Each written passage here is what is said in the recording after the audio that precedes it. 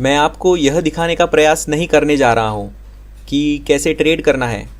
मैं आपको यह दिखाने का प्रयास करने जा रहा हूँ कि ट्रेड करते समय आपको कैसे सोचना चाहिए, और यह एक सेकंड में बहुत स्पष्ट हो जाएगा।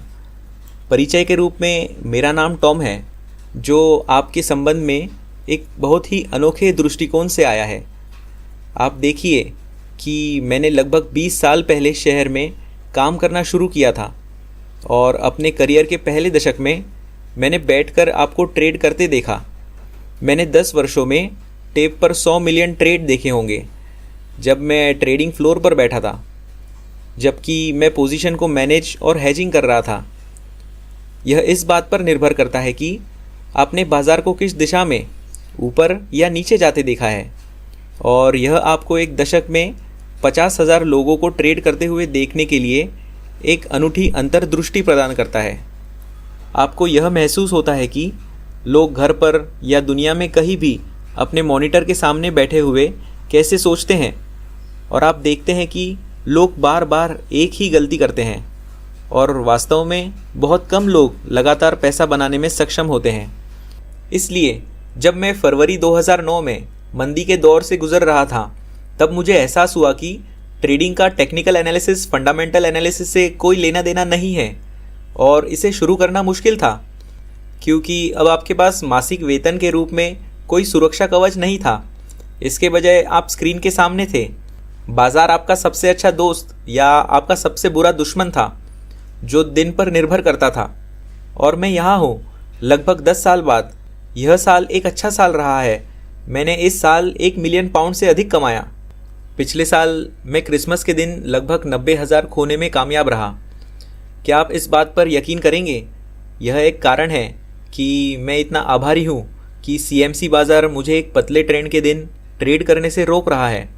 और दुख की बात है कि यह एक चुनौती है। क्या आप इस पर यकीन करेंगे कि यह क्रिसमस लंच और डिनर पर हो रहा है? मुझे लगता है कि आप इसे बॉक्सिंग डे कहते हैं। हाँ, हम यूरोपीय लोग, हम नास्तिक हैं। हम 24 तारीख को क्रिसमस मनाते हैं, जबकि आप 1 या 2 दिन इंतज़ार करते हैं और फिर आपका बॉक्सिंग डे होता है। और मैं बॉक्सिंग डे पर एक जश्न के पल में था, जबकि इस बीच मुझे नहीं पता कि आपको याद है कि पिछले साल बॉक्सिंग डे पर डाउ जोन्स ने क्या किया था। यह अब तक का एक सबसे बड़ा खेल था। यह क्रिसमस की पूर्व संध्या पर 500 अंक गिर गया था। यह वह चाल थी जिसे मैंने हर एक टिक पूरी तरह से कैप्चर किया था, और बॉक्सिंग डे पर मैं लॉन्ग पोजीशन में था। लेकिन जैसे ही एमए डाउ 500-600 अंक बढ़ गया, मैंने सोचा कि शायद इसे शॉर्ट करने का समय आ गया है। मैंने अपना प्रॉफिट बुक किया और मैंने नई शॉर्ट पोजीशन ली, और डाउ 600 अंक और बढ़ गया, जिससे यह 1100 अंक की चाल वाला दिन बन गया। और मैं वहाँ से बाहर निकलते हुए यह कहते हुए चला गया कि यह एक महंगा क्रिसमस डिनर था। डर लोगों को बाज़ारों में पैसा बनाने से रोकता है। निश्चित रूप से लोग कभी कभी पैसा बनाने में अच्छे होते हैं, लेकिन प्रवृत्ति इसे बनाने, इसे खोने, इसे बनाने, इसे खोने की होती है। मेरा मानना है कि मैं जो करता हूँ उसमें अच्छा हूँ। उसका एकमात्र कारण डर के साथ मेरा रिश्ता है। मैं एक उच्च दाव वाला ट्रेडर हूँ। कुछ लोग इसे इंस्टीट्यूशनल आकार में एक अत्यधिक उच्च दाव वाला ट्रेडर कहेंगे। यूनाइटेड किंगडम में CFD ट्रेडर्स के बीच औसत दाव 7,000 पाउंड्स प्रति अंक है। यहाँ मेरी पोजीशन टैक्स में 750 पाउंड प्रति अंक के बराबर है। इसका मतलब है कि अगर टैक्स मेरे खिलाफ 20-30 अंक जाता है, तो मुझे उस नुकसान का सामना करना पड़ेगा जो ब्रिटेन में एक कार्यकर्ता के औसत वार्षिक वेतन के बराबर होगा। इसलिए आपको हारने के साथ एक खास रिश्ता बनाने की ज़रूरत है, और आपको जीतने के साथ भी एक खास रिश्ता बनाने की ज़रूरत है। और मैं अगले 2 घंटों में जो करने की उम्मीद करता हूँ वह है ट्रेडिंग को देखने का आपका नज़रिया बदलना। अब मैं यहाँ आ सकता था और मैं आप पर Bollinger band, Keltner channel, moving average crossover, stochastic, MACD, RSI जैसी तमाम तकनीकें फेंक सकता था। हे भगवान, मैंने इन सब का अध्ययन करने में अनगिनत घंटे बिताए हैं, सच में। जैसा कि मुझे यकीन है कि आपने भी किया होगा, लेकिन मुझे यकीन है कि वास्तव में टेक्निकल एनालिसिस पर आपकी कितनी भी अच्छी पकड़ क्यों ना हो, वे अभी भी ऐसे दिन हैं जहां आप अपना नुकसान उठाने से इनकार करते हैं, जहां आपके सबसे अच्छे इरादों के बावजूद आप खुद को सही काम करने के लिए मजबूर नहीं कर सकते। तो आप पूछ सकते हैं कि क्या मैं ट्रेड करते समय डरता हूँ? और मैं जिस आकार का ट्रेड करता हूँ, निश्चित रूप से मैं डरता हूँ। लेकिन यहाँ कहानी यह नहीं है कि मैं एक निडर ट्रेडर हूँ। मैं एक निडर व्यक्ति भी नहीं हूँ। मैं प्रियजनों को खोने से डरता हूँ। मैं अपने बच्चों को ट्रैफिक में भेजने से भी डरता हूँ। मैं किसी भी आकार या रूप में किसी भी अन्य देखभाल करने वाले माता पिता से अलग नहीं हूँ। यदि आप मुझे यहाँ बालकनी से बाहर ले जाएं और मैं बंदूक की ओर देखूं, तो क्या मुझे घबराहट होगी? निश्चित रूप से। लेकिन प्रैक्टिस के साथ अनुभव आता है। अब मैं वास्तव में दृढ़ विश्वास रखता हूँ कि प्रैक्टिस से परफेक्शन नहीं मिलती है। और मैं इस पॉइंट पर सेमिनार में थोड़ा और विस्तार से बताना चाहूँगा। मैं आज खुद को पूरी तरह से ट्विटर बनाने से भी डर रहा हूँ। मुझे डर है कि आपको संदेश नहीं मिला तो। मुझे डर है कि आपको यह हास्यास्पद लगेगा। आप बोलोगे कि मैं यह सुनने आया था कि वह स्टॉक इंडाइसिस को कैसे नेविगेट करता है, और मैं आपसे वादा करता हूँ मैं आपको स्टॉक इंडाइसिस का ट्रेड करने के तरीके के बारे में अपनी अनूठी जानकारी दूंगा। इसलिए यदि आप उस तरह से इच्छुक हैं जहां आप केवल टेक्निकल एनालिसिस से चिपके रहना पसंद करते हैं, तो मैं आपको आश्वासन देता हूं कि आप यहां से खाली हाथ नहीं जाएंगे। लेकिन सच्चाई यह है कि डर के साथ मेरा रिश्ता इस पॉइंट पर आ गया है कि मैंने खुद को एक्साइटमेंट के कुछ स्तरों के प्रति असंवेदनशील बना लिया है जिसका आप सामना करते हैं। उदाहरण के लिए, जब कोई कार पूरी गति से आपकी ओर आती है, मुझे यकीन है कि अगर किसी तरह से मस्तिष्क स्कैन करना संभव हो जाता, जब मैं पिछले साल बॉक्सिंग डे जैसे विशेष रूप से तनावपूर्ण स्थितियों के दौरान ट्रेडिंग कर रहा था, तो आप पाएंगे कि मेरा एमिगडाला क्रिसमस ट्री की तरह चमक नहीं रहा है। आप शायद यह भी नहीं समझ पाएंगे कि मैं 90,000 पाउंड खो रहा हूँ क्योंकि मैंने इसे रोक दिया है। मैं अपने जीवन के कई अन्य पहलुओं में डर को नहीं रोक सकता।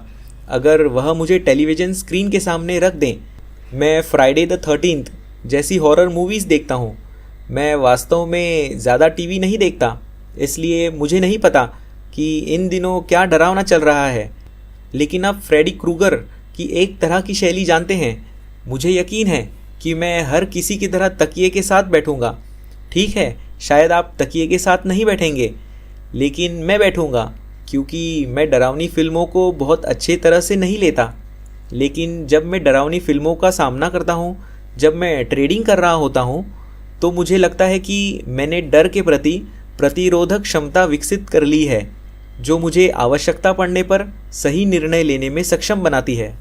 ऐसा इसलिए है क्योंकि मैंने प्रशिक्षण लिया है, या फिर मैं इसके साथ पैदा हुआ हूँ, मुझे नहीं पता।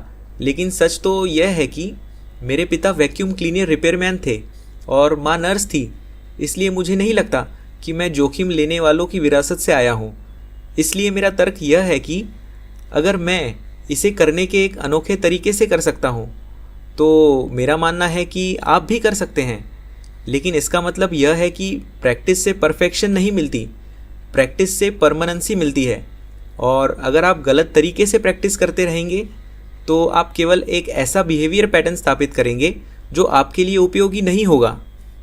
तो मैं 2 घंटे में क्या हासिल कर सकता हूँ?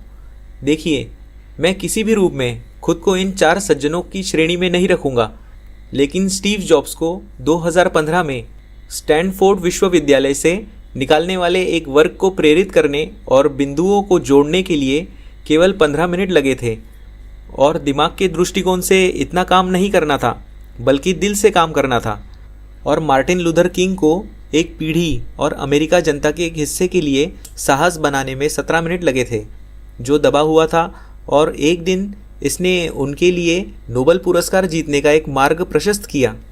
और मुझे नहीं लगता कि मुझे एक और JFK या विंस्टन चर्चिल का परिचय कराने की ज़रूरत है, कम से कम तब नहीं जब मैं यूनाइटेड किंगडम में हूँ।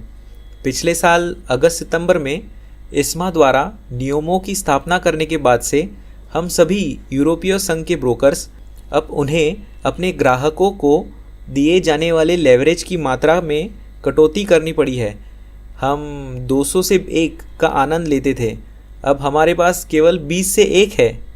और एक और चीज़ जो तब स्थापित हुई वह यह थी कि हर एक ब्रोकर को अपनी वेबसाइट पर यह बताना पड़ा कि उनके कितने ग्राहक अपने ग्राहकों को खो रहे थे। यह कुछ हद तक सिगरेट कंपनी की तरह था, जिन्हें अपने सिगरेट पैकेजों पर चेतावनी देने और कठोर तस्वीरें दिखाने एम्फिसीमा और लंग कैंसर से पीड़ित लोगों को अस्पताल के बिस्तर पर दिखाने के लिए मजबूर किया था। फिर भी इसने लोगों को धूम्रपान करने से नहीं रोका और इसने निश्चित रूप से ट्रेडिंग के लिए रुचि को भी नहीं रोका।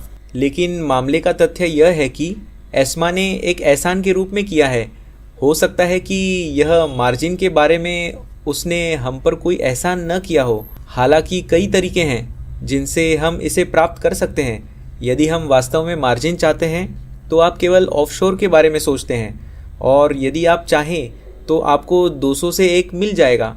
नहीं, उन्होंने हम पर एक एहसान किया है क्योंकि उन्होंने वास्तव में ट्रेडिंग की सही प्रकृति पर प्रकाश डाला है।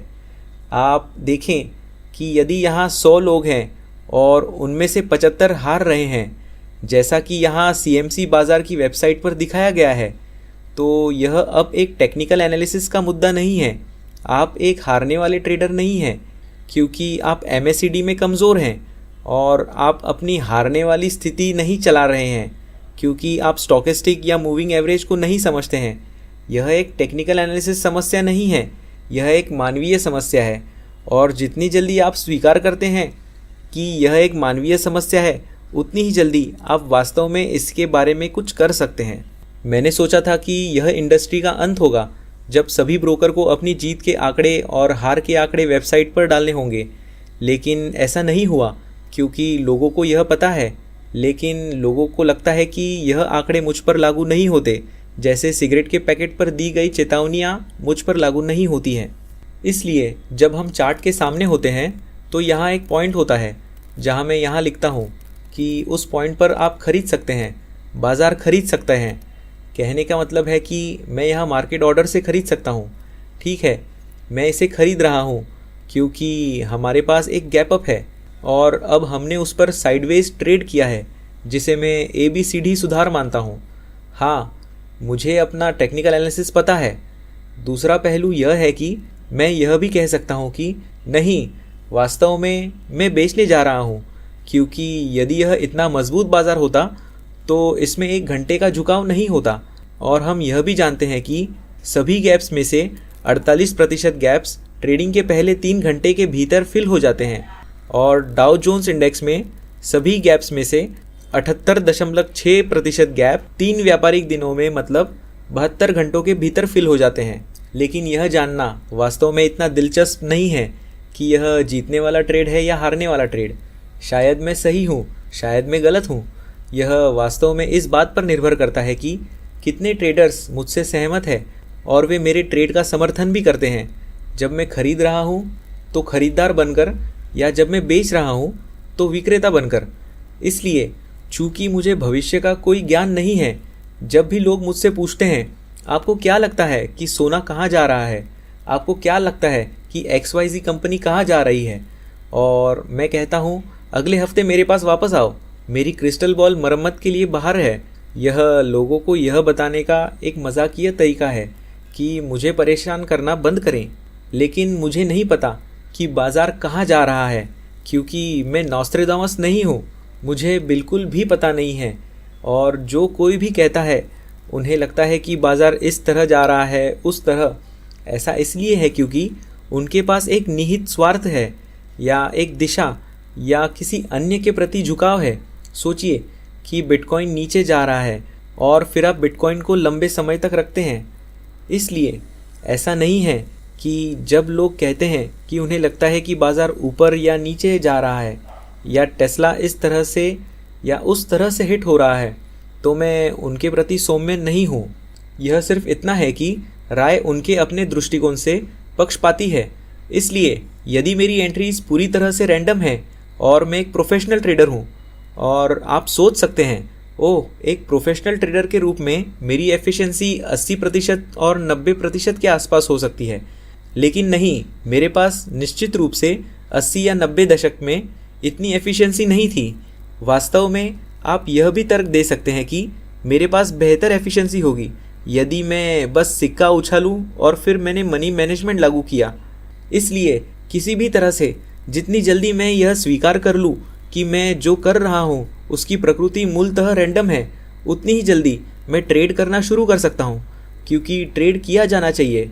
और निश्चित रूप से मैंने ऐसा होते हुए भी कभी देखा नहीं था, लेकिन यह उस खेल की प्रकृति है जिसे हम खेल रहे हैं। अब क्या मुझे लगता है कि चार्ट्स ही होली ग्रेल है? मुझे चार्ट पसंद हैं जिन्हें मैं हर दिन 10 से 12 घंटे तक देख सकता हूँ, वीकेंड्स में थोड़ा और।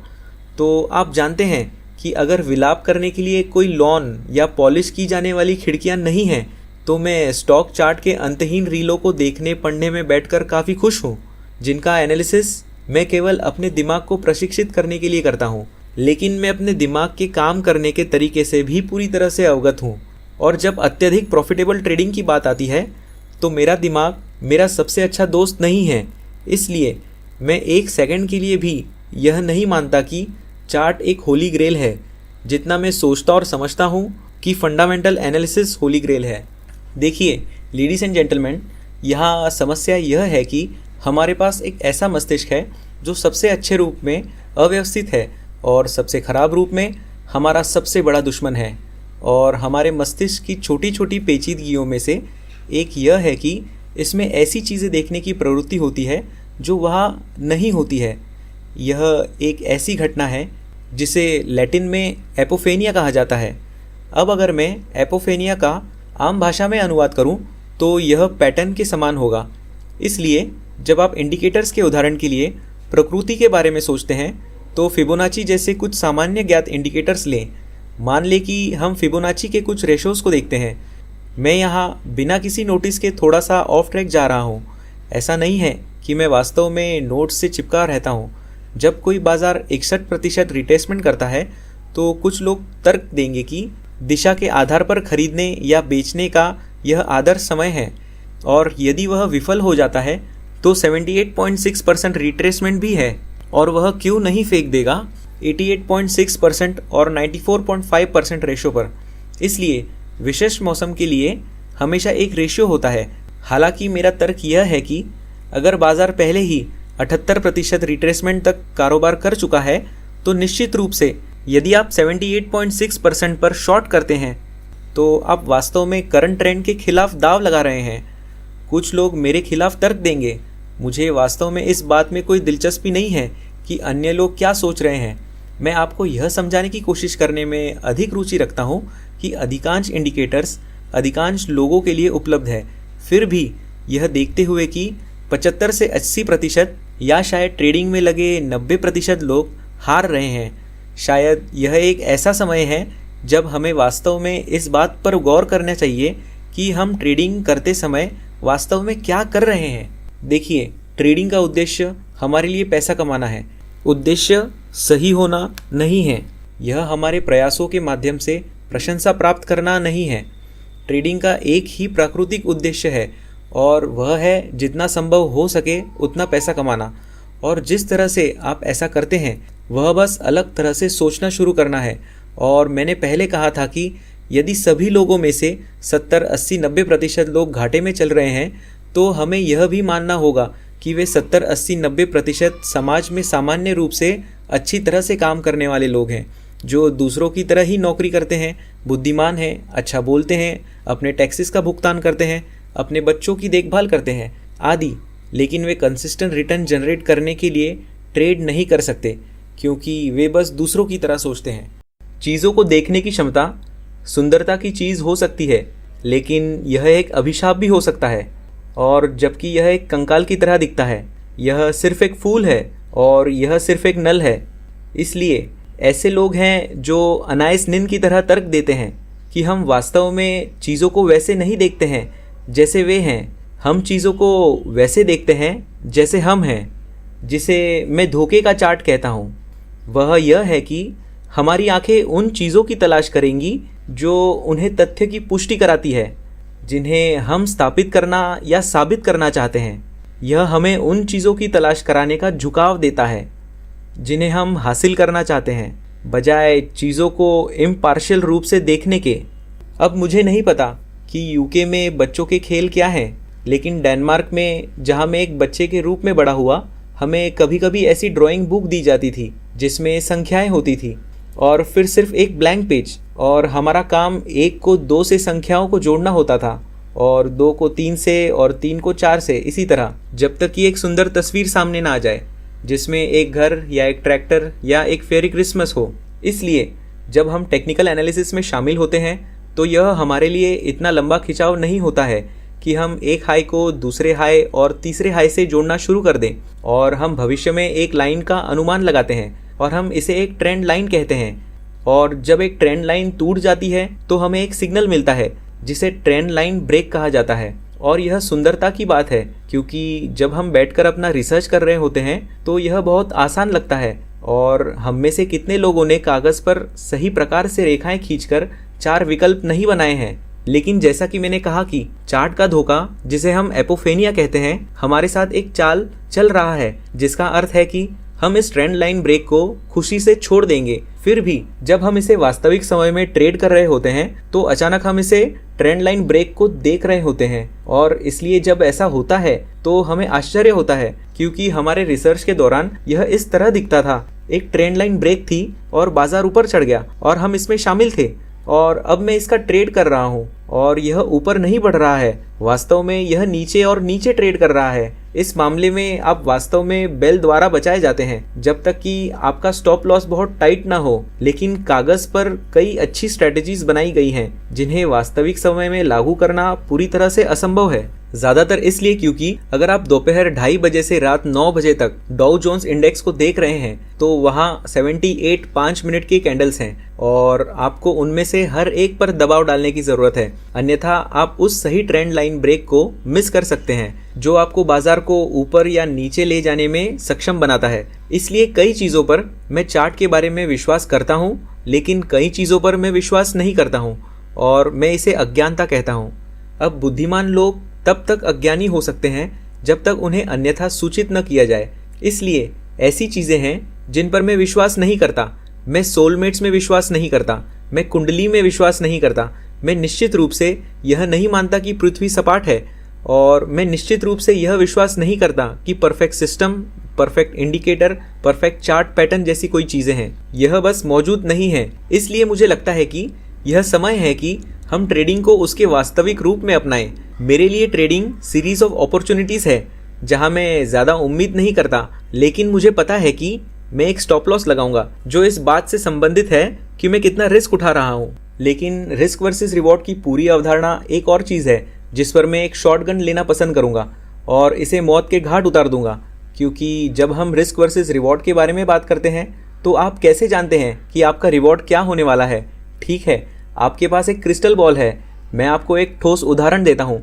मैं DAX में ट्रेड कर रहा हूँ और मैंने निर्णय लिया है कि मैं 20 अंक रिस्क में डालना चाहता हूँ।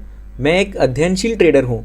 मैं तर्क दे रहा हूँ कि आप जानते हैं कि मैं 20 अंक रिस्क में डालने जा रहा हूँ और मैं 40 अंक बनाने की उम्मीद कर रहा हूँ, और इस घटना में मैं वास्तव में सही हूँ। मान लीजिए मैंने DAX को 20 पर खरीदा है और यह 40-60 तक बढ़ना शुरू होता है और यह 60 पर आता है, और मैंने अब कागज़ पर जितना रिस्क उठाया था उससे 2 गुना कमा लिया है। आपको क्या लगता है कि जब हम 60 पर पहुंचेंगे तो क्या होगा? आपको लगता है कि मैं बस यही कहूँगा कि इस तरह रिवॉर्ड टारगेट प्रस्तुत करने का पूरा विचार इस विचार को पूरी तरह से नकार देता है कि प्रॉफिटेबल ट्रेडर्स वास्तव में कैसे ट्रेड करते हैं।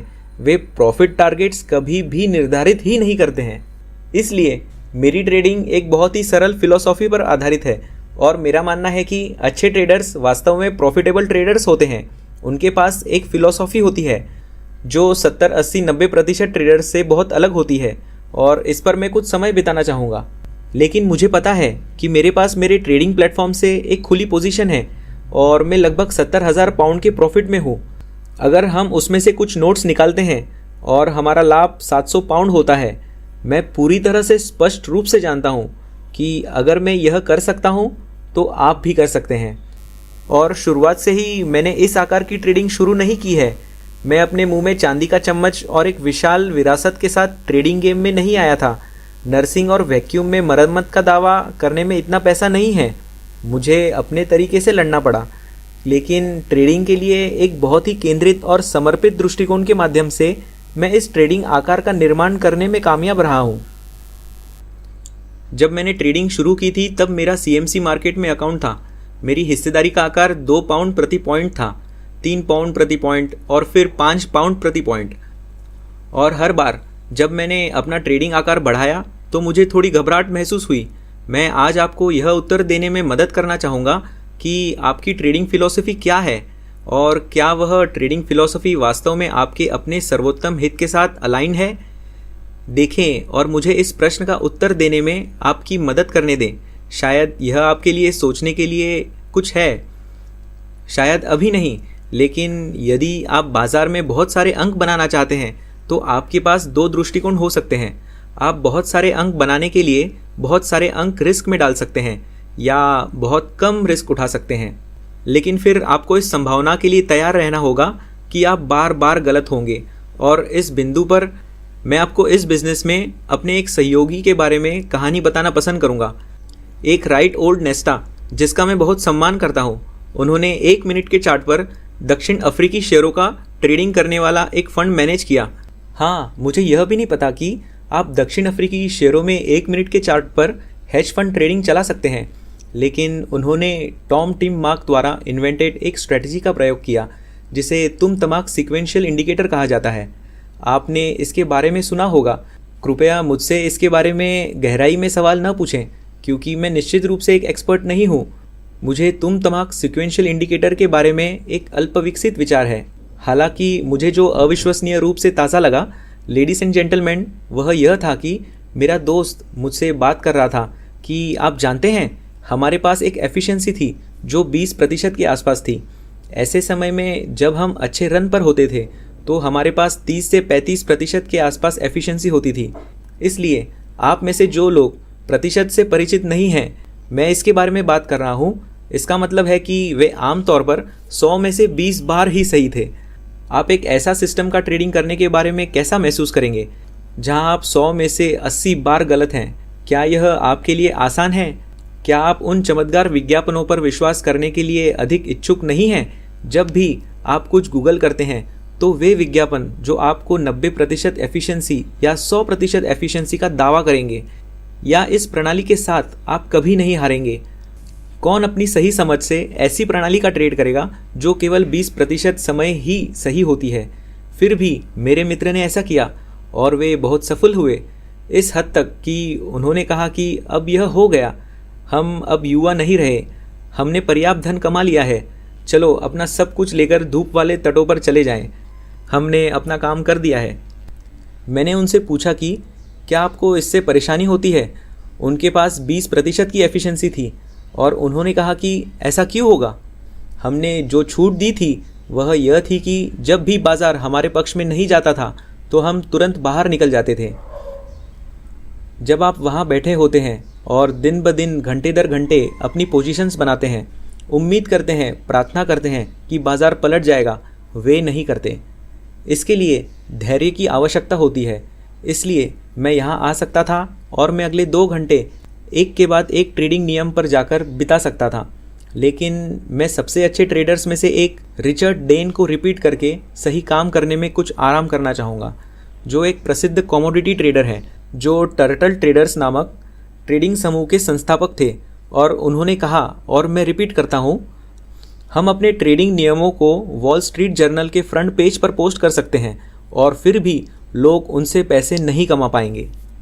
तो सबसे अच्छी बात जो मैं अगले 2 घंटे में कर सकता था, जो शायद 2 घंटे का लंबा बंधन नहीं है बल्कि 1.5 घंटा है, वह है आपके सामने एक आईना रखना। और अगर आप सोना चाहते हैं तो हर हाल में सो जाइए, यह बिल्कुल ठीक है, मैं इसके साथ रह सकता हूँ। मेरे पास पहले भी ऐसे लोग हैं जो सो गए हैं।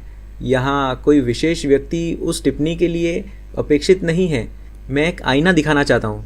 लेडीज़ एंड जेंटलमैन, मैं आपको दिखाना चाहता हूँ कि आप वास्तव में कौन हैं, व्यक्तिगत नहीं बल्कि एक आदमी के अनुभवों के आधार पर, जिसने हर एक दिन सुबह 7 बजे से रात 9 बजे तक बिताया, क्योंकि मेरे पास करने के लिए और कुछ नहीं था।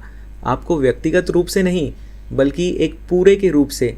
मैं एक दशक तक हर एक ट्रेडिंग दिन में 12 से 14 घंटे ट्रेड करते हुए देखना, आपकी गलतियों को देखना, आपको वहाँ बैठे देखना, उम्मीद करना कि आपकी पोजीशन सुधर जाएगी, आपके स्टॉप लॉस को और दूर ले जाना ताकि आप स्टॉप आउट ना हो जाए, आपके मुनाफे को इतनी जल्दी काट देना, क्योंकि प्रॉफिट लेकर कौन दिवालिया हो सकता है। हाँ, आप हुए हैं। आप बार बार दिवालिया होने में कामयाब रहे हैं क्योंकि आप हमेशा प्रॉफिट पर झपटते रहे, क्योंकि आप डर को नहीं समझते थे। आप नहीं समझते थे कि आपके दिमाग में क्या चल रहा था और मैं खुद को छोटा नहीं कर रहा हूँ। आप जानते थे। और अब मैं ये आपसे नीचे की बात नहीं कर रहा हूँ। मैं वास्तव में आपको ट्रेडिंग को एक बहुत ही अलग नज़रिए से दिखाने का प्रयास कर रहा हूँ, जिसे आपने शायद पहले भी संबोधित किया है। यह सब जागरूकता से शुरू होता है। हर सुबह मैं वेइंग मशीन पर जाता हूँ और मैं इस प्रवृत्ति को नोटिस करता हूँ कि मैं भारी और भारी हो रहा हूँ, और इसलिए मैंने शुरू किया। मुझे यकीन है कि आप लोगों को यह समस्या नहीं है। आप जैसे हैं वैसे ही बढ़िया हैं, लेकिन हमें बेकन सैंडविच और क्या क्या पसंद है। और मैं वेइंग मशीन पर नीचे देखता हूँ और मैं पिछले महीने और उससे पहले के महीने की तुलना में थोड़ा भारी हो गया हूँ। इसलिए आप जानते हैं कि मैं सामान्य दृष्टिकोण अपनाता हूँ। जैसे मैं एटकिंस आजमाता हूँ, मैं फिबोनाची आजमाता हूँ, मैं कीटो आजमाता हूँ, मैं स्टोकेस्टिक आजमाता हूँ, मैं पैलियो आजमाता हूँ, मैं बॉलिंजर बैंड आजमाता हूँ, मैं वीकेंड का कोर्स करता हूँ। क्या मैं यहाँ आपको समझा पा रहा हूँ? मैं आपकी नींद पर भार नहीं डालना चाहता, या तो मुझे इसे मनोरंजक बनाना पसंद है, लेकिन मेरे पास वास्तव में एक महत्वपूर्ण संदेश है कि सच्ची प्रॉफिटेबल ट्रेडिंग इस जागरूकता से शुरू होती है कि आप कहाँ गलत हो रहे हैं। और इसलिए ऐसा हुआ कि मैंने इस ऐप पर साइन अप किया। इसमें बहुत ज़्यादा पैसे नहीं लगे, 4 महीने के लिए 10 पाउंड, और वहाँ मैं देखता हूँ कि मैं क्या खाता हूँ, और यह काफ़ी मज़ेदार है। इसलिए यह पिछले सप्ताह हुआ कि मुझे एक बीफ स्टिक पेश किया गया। अब मैं बहुत बार मांस नहीं खाता। आप जानते हैं कि जब आप 50 वर्ष की आयु पार कर लेते हैं और उसके बाद आप अपने फैट्स को कम करने की कोशिश करते हैं, क्योंकि आप लंबा और स्वस्थ समृद्ध जीवन जीना चाहते हैं। लेकिन वहाँ यह था, और जब कोई व्यक्ति बनाता है तो आप मना नहीं कर सकते। और फिर एक अच्छे बीफ स्टिक के साथ चिप्स आते हैं, और चिप्स के साथ आता है मायोनीज़। यहाँ यूके में प्लेट में सबसे ऊपर विनेगर। अगर यह मछली और चिप्स और विनेगर था जब तक कि आपके होंठ नीले ना हो जाए। लेकिन हम डेन्स को हमारा मायोनीज़ पसंद है, और इसलिए मैंने मायोनीज़ की एक अच्छी पुरानी दीवार ली, चिप्स पर छिड़का। लेकिन जब रजिस्ट्रेशन का समय आया, जिसे हम गणना का दिन कहते हैं, मैंने चिप्स के लिए 350 कैलोरी जोड़ दी, और फिर यह मायोनीज़ की हार्मलेस छोटी सी परत चिप्स के ऊपर खूबसूरती से छिड़की गई, और यह 300 कैलोरी थी। और मैंने इसे देखा और मुझे पता चला कि अगर आप इसे छोटी सी गलती कहते हैं तो मेरे दैनिक सेवन में 750 कैलोरी जुड़ गई थी। और यह देखते हुए कि मैं खुद को 2100 कैलोरी तक रखने की कोशिश कर रहा हूँ, मुझे लगता है कि क्या यह वास्तव में इसके लायक था? क्या कुछ मायोनीज़ पर, कुछ चिप्स पर अपने दैनिक सेवन का 1/3 खाना उचित था? जवाब नहीं है, लेकिन यह एक जागरूकता के साथ शुरू हुआ। इसलिए अगली बार जब मैंने चिप्स खाए तो मैंने कहा, हाँ, लेकिन मेरे लिए कोई मायोनीज़ नहीं। बहुत बहुत धन्यवाद। मुझे लगता है कि यह मायोनीज़ से कुछ अच्छा है। यही बात ट्रेडिंग के साथ भी लागू होती है। मैंने वास्तव में अपना पूरा परिचय नहीं दिया है कि मैं यहाँ कैसे पहुँचा। लगभग 25 साल पहले मैंने यह किताब पढ़ी थी। मैं डेनमार्क में एक युवा था। मैं सिर्फ 20 साल का था, और यह किताब मेरे लिए एक अंतर्दृष्टि थी। मुझे एहसास हुआ कि मैं ब्रिटेन जाना चाहता हूँ, मैं अध्ययन करना चाहता हूँ। इसलिए मैंने फिर से लायर्स पोकर्स पढ़ी।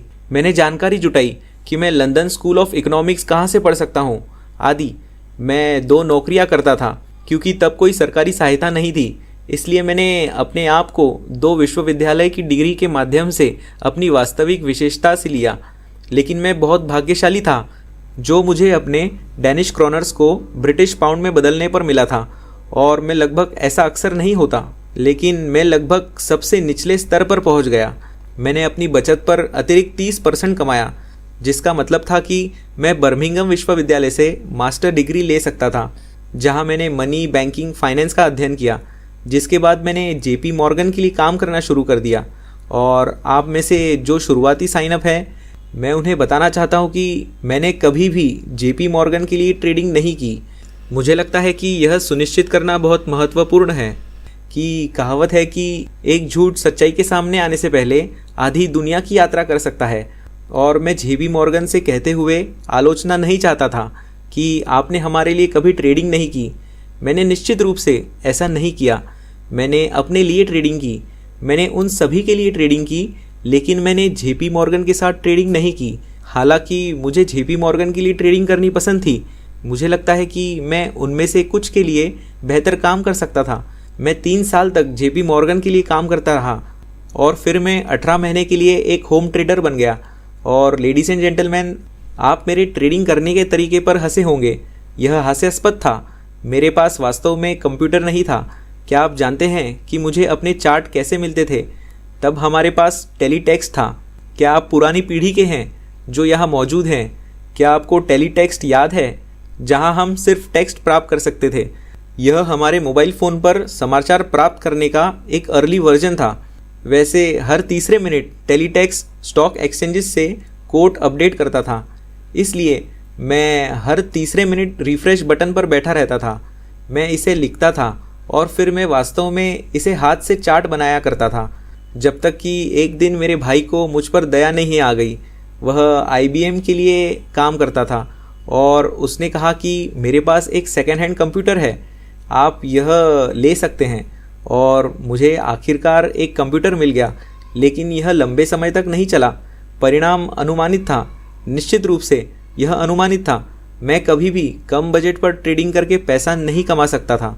और 18 महीने बाद मैंने financial spread Slater city index नामक एक कंपनी में ब्रोकर, एक एनालिस्ट, चीफ मार्केट स्ट्रेटजिस्ट था 2009 तक, जब मैंने नौकरी छोड़ दी। और तब से मैं अपने लिए ट्रेडिंग कर रहा हूँ। तो चलिए ट्रेडिंग के बारे में पुरानी यादें ताज़ा करते हैं। आप देखते हैं कि जब मैंने ट्रेडिंग शुरू की थी, आप DAX और FTSE और करेंसीज़ में बेहद टाइट स्प्रेड्स का आनंद ले रहे थे। तब जब मैंने ट्रेडिंग की थी, क्या आपको पता है कि डाउ इंट्राडे में स्प्रेड क्या था? आप जानते हैं कि डाउ को 1 या 1.5 पॉइंट के स्प्रेड पर ट्रेड कर सकते हैं। क्या आपको पता है कि साल 2001 में जब मैंने ट्रेडिंग शुरू की थी, तब मुझे स्प्रेड में कितना भुगतान करना पड़ा था? Any guesses? 8 पॉइंट। हाँ, किसी ने अपना होमवर्क किया है। इंट्राडे में मैंने 8 पॉइंट स्प्रेड का भुगतान किया। क्या आप कल्पना कर सकते हैं कि 8 पॉइंट स्प्रेड इंट्राडे के साथ डाउ का ट्रेड करके जीवन यापन करना? और यदि आप एक क्वार्टरली कॉन्ट्रैक्ट चाहते थे तो आपको 16 पॉइंट स्प्रेड का भुगतान करना पड़ता था यूरो डॉलर में एंट्री के लिए। जो आज ट्रेडिंग कर रहा है, मुझे नहीं पता कि यह CMC स्प्रेड क्या था, लेकिन यह संभवतः 0.5 0.6 के आसपास है। वे लगभग तब थे जब हमने यूरो डॉलर में एंट्री के लिए 4 पॉइंट का भुगतान किया था और डॉलर येन 5 पॉइंट था। हमने तुरंत ही अपना पूरा ट्रेडिंग अकाउंट उड़ा दिया, क्योंकि हमने अपना सारा पैसा कमीशन और स्प्रेड में दे दिया था। लेकिन केवल इतना ही नहीं, हमारे पास वह पहुंच भी नहीं थी जो आज आपके पास है। मुझे लगता है कि उसका नाम एडी था। वह बात कर रहा था कि हम उसे बाज़ार देखते हुए देखते हैं। आपके पास पैटर्न रिकॉग्निशन प्रोग्राम्स हैं, आपके पास समाचार होंगे, आपके पास लेवल 2 डेटा होगा, आपके पास बेहद टाइट स्प्रेड्स होंगे। हमारे पास इनमें से कुछ भी नहीं था। मैंने अपने एक पुराने सहयोगी से बात की जो सिटी इंडेक्स में काम करता है, और हमने चर्चा की कि सिटी इंडेक्स को वास्तव में उनका चार्टिंग पैकेज कब मिला, और हम सहमत हुए कि यह संभवतः 2005 के आसपास था कि हमें वास्तव में पूरी तरह से काम करने वाला चार्टिंग पैकेज मिला। हाँ, क्या आप आज किसी ऐसे ब्रोकर के साथ ट्रेडिंग करने की कल्पना कर सकते हैं जिसके पास चार्टिंग पैकेज नहीं है? नहीं, बिल्कुल नहीं। फिर भी भले ही आपके पास कहीं बेहतर स्प्रेड्स हो, आपके पास न्यूज़ तक पहुँच हो, आपके पास डेटा तक पहुँच हो, आपके पास पैटर्न रिकॉग्निशन प्रोग्राम तक पहुँच हो जो आपको बताता है कि यह एक डबल टॉप एंड बॉटम है या हेड एंड शोल्डर, और एक वेज, एक पेनेंट या एक फ्लैग है, भले ही आपके पास किसी भी रूप में अधिक जानकारी तक पहुँच हो, क्या आप ट्रेडिंग कर सकते हैं? नहीं। आप 20 साल पहले की तरह ही विनाशकारी रूप से हार रहे हैं, और इसीलिए CMC मार्केट के प्रति सबसे अधिक सम्मान के साथ, लेकिन आप वह ट्रेडर नहीं बनने जा रहे हैं जो आप चाहते हैं, सिर्फ इसलिए कि CMC मार्केट में आपका रिलेशनशिप मैनेजर एक महान लड़का या लड़की है।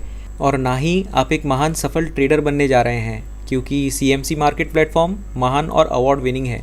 मुझे परवाह नहीं कि यह नासा ही है जिसने यह निर्णय लिया है कि ट्रेडिंग प्लेटफॉर्म आपके लॉन्ग टर्म रिजल्ट्स में कोई अंतर नहीं डालेगा जब तक कि आप अलग ढंग से सोचना नहीं सीखते। तो जब आप ट्रेडिंग में उतरते हैं तो नॉर्मल बिहेवियर क्या है? आप सोचना और करना शुरू करते हैं। ओ चलो कुछ करते हैं, चलो उन वीकेंड कोर्सेज में से एक करते हैं, उन गुरुओं में से एक के साथ। ओह वह बहुत सुंदर ढंग से बात करता है और वह वास्तव में अच्छा दिखने वाला है और उसकी मुस्कान यहाँ से यहाँ तक है, मुझे उसमें से थोड़ा चाहिए। निश्चित रूप से उसे पता होना चाहिए कि कोई भी इतना अच्छा दिखने वाला नहीं हो सकता है और यह नहीं जानता कि वे किस बारे में बात कर रहे हैं। मैं कैंडलस्टिक्स के बारे में सीखने वाला हूँ, मैं RSI के बारे में सीखने वाला हूँ, मैं MACD के बारे में सीखने वाला हूँ। ओह क्या आपने बॉलिंजर बैंड के बारे में सुना है? यह आश्चर्यजनक है कि वह फिबोनाची है। मैंने हर सीज़न के लिए रेशो सुने हैं, 38%, 50%, 61%, 78.6% और 88.4%। क्या आपने कभी सीक्रेट रेशो 94.6 के बारे में सुना है? यह सिर्फ आपके और मेरे और 2000 पाउंड के बीच है जो आपके पैसे हैं। बहुत बहुत धन्यवाद। दुर्भाग्य से यह अभी भी आपको एक भी पैसा नहीं देगा। क्या मैं अब आपको परेशान कर रहा हूँ, बोर कर रहा हूँ? क्या आप सोच रहे हैं कि मैं क्या टेक्निकल एनालिसिस कर रहा हूँ? मैं नहीं चाहता कि कोई मुझसे कहे कि मैं इसमें बेकार हूँ, लेकिन आप स्टैटिस्टिकल रूप से बोल रहे हैं। आप वही कर रहे हैं जो बाकी सब कर रहे हैं, और यदि आप ऐसा करना जारी रखते हैं तो आप बस अनअवॉइडेबल रूप से जारी रहेंगे, और मैं आपको उस रास्ते से हटने और अलग तरीके से सोचना शुरू करने का अवसर देना चाहूँगा। यहाँ इस पुस्तक को देखें, इसे टेक्निकल एनालिसिस की बाइबल कहा जाता है। ईसाइयों के लिए किंग जेम्स बाइबल नहीं, बल्कि टेक्निकल एनालिसिस के लिए बाइबल, जिसे एडवर्ड्स और मैगी द्वारा लिखा गया है। क्या एडवर्ड्स और मैगी ट्रेडर थे? लेडीज़ एंड जेंटलमैन, क्या एडवर्ड्स और मैगी ट्रेडर थे? नहीं, वे ट्रेडर नहीं थे, वे पत्रकार थे। इस पुस्तक की 10 लाख से अधिक कॉपीज़ बिक चुकी हैं। सामान्य तौर पर दिवालिया हो जाते हैं। ब्रोकर जो कर रहे हैं उसकी सलाह नहीं, उसका अनुसरण करना, और ब्रोकर ईमानदार होते हैं। वे चाहते हैं कि आप अच्छा करें। एक ब्रोकर क्यों चाहता है कि आप अच्छा करें?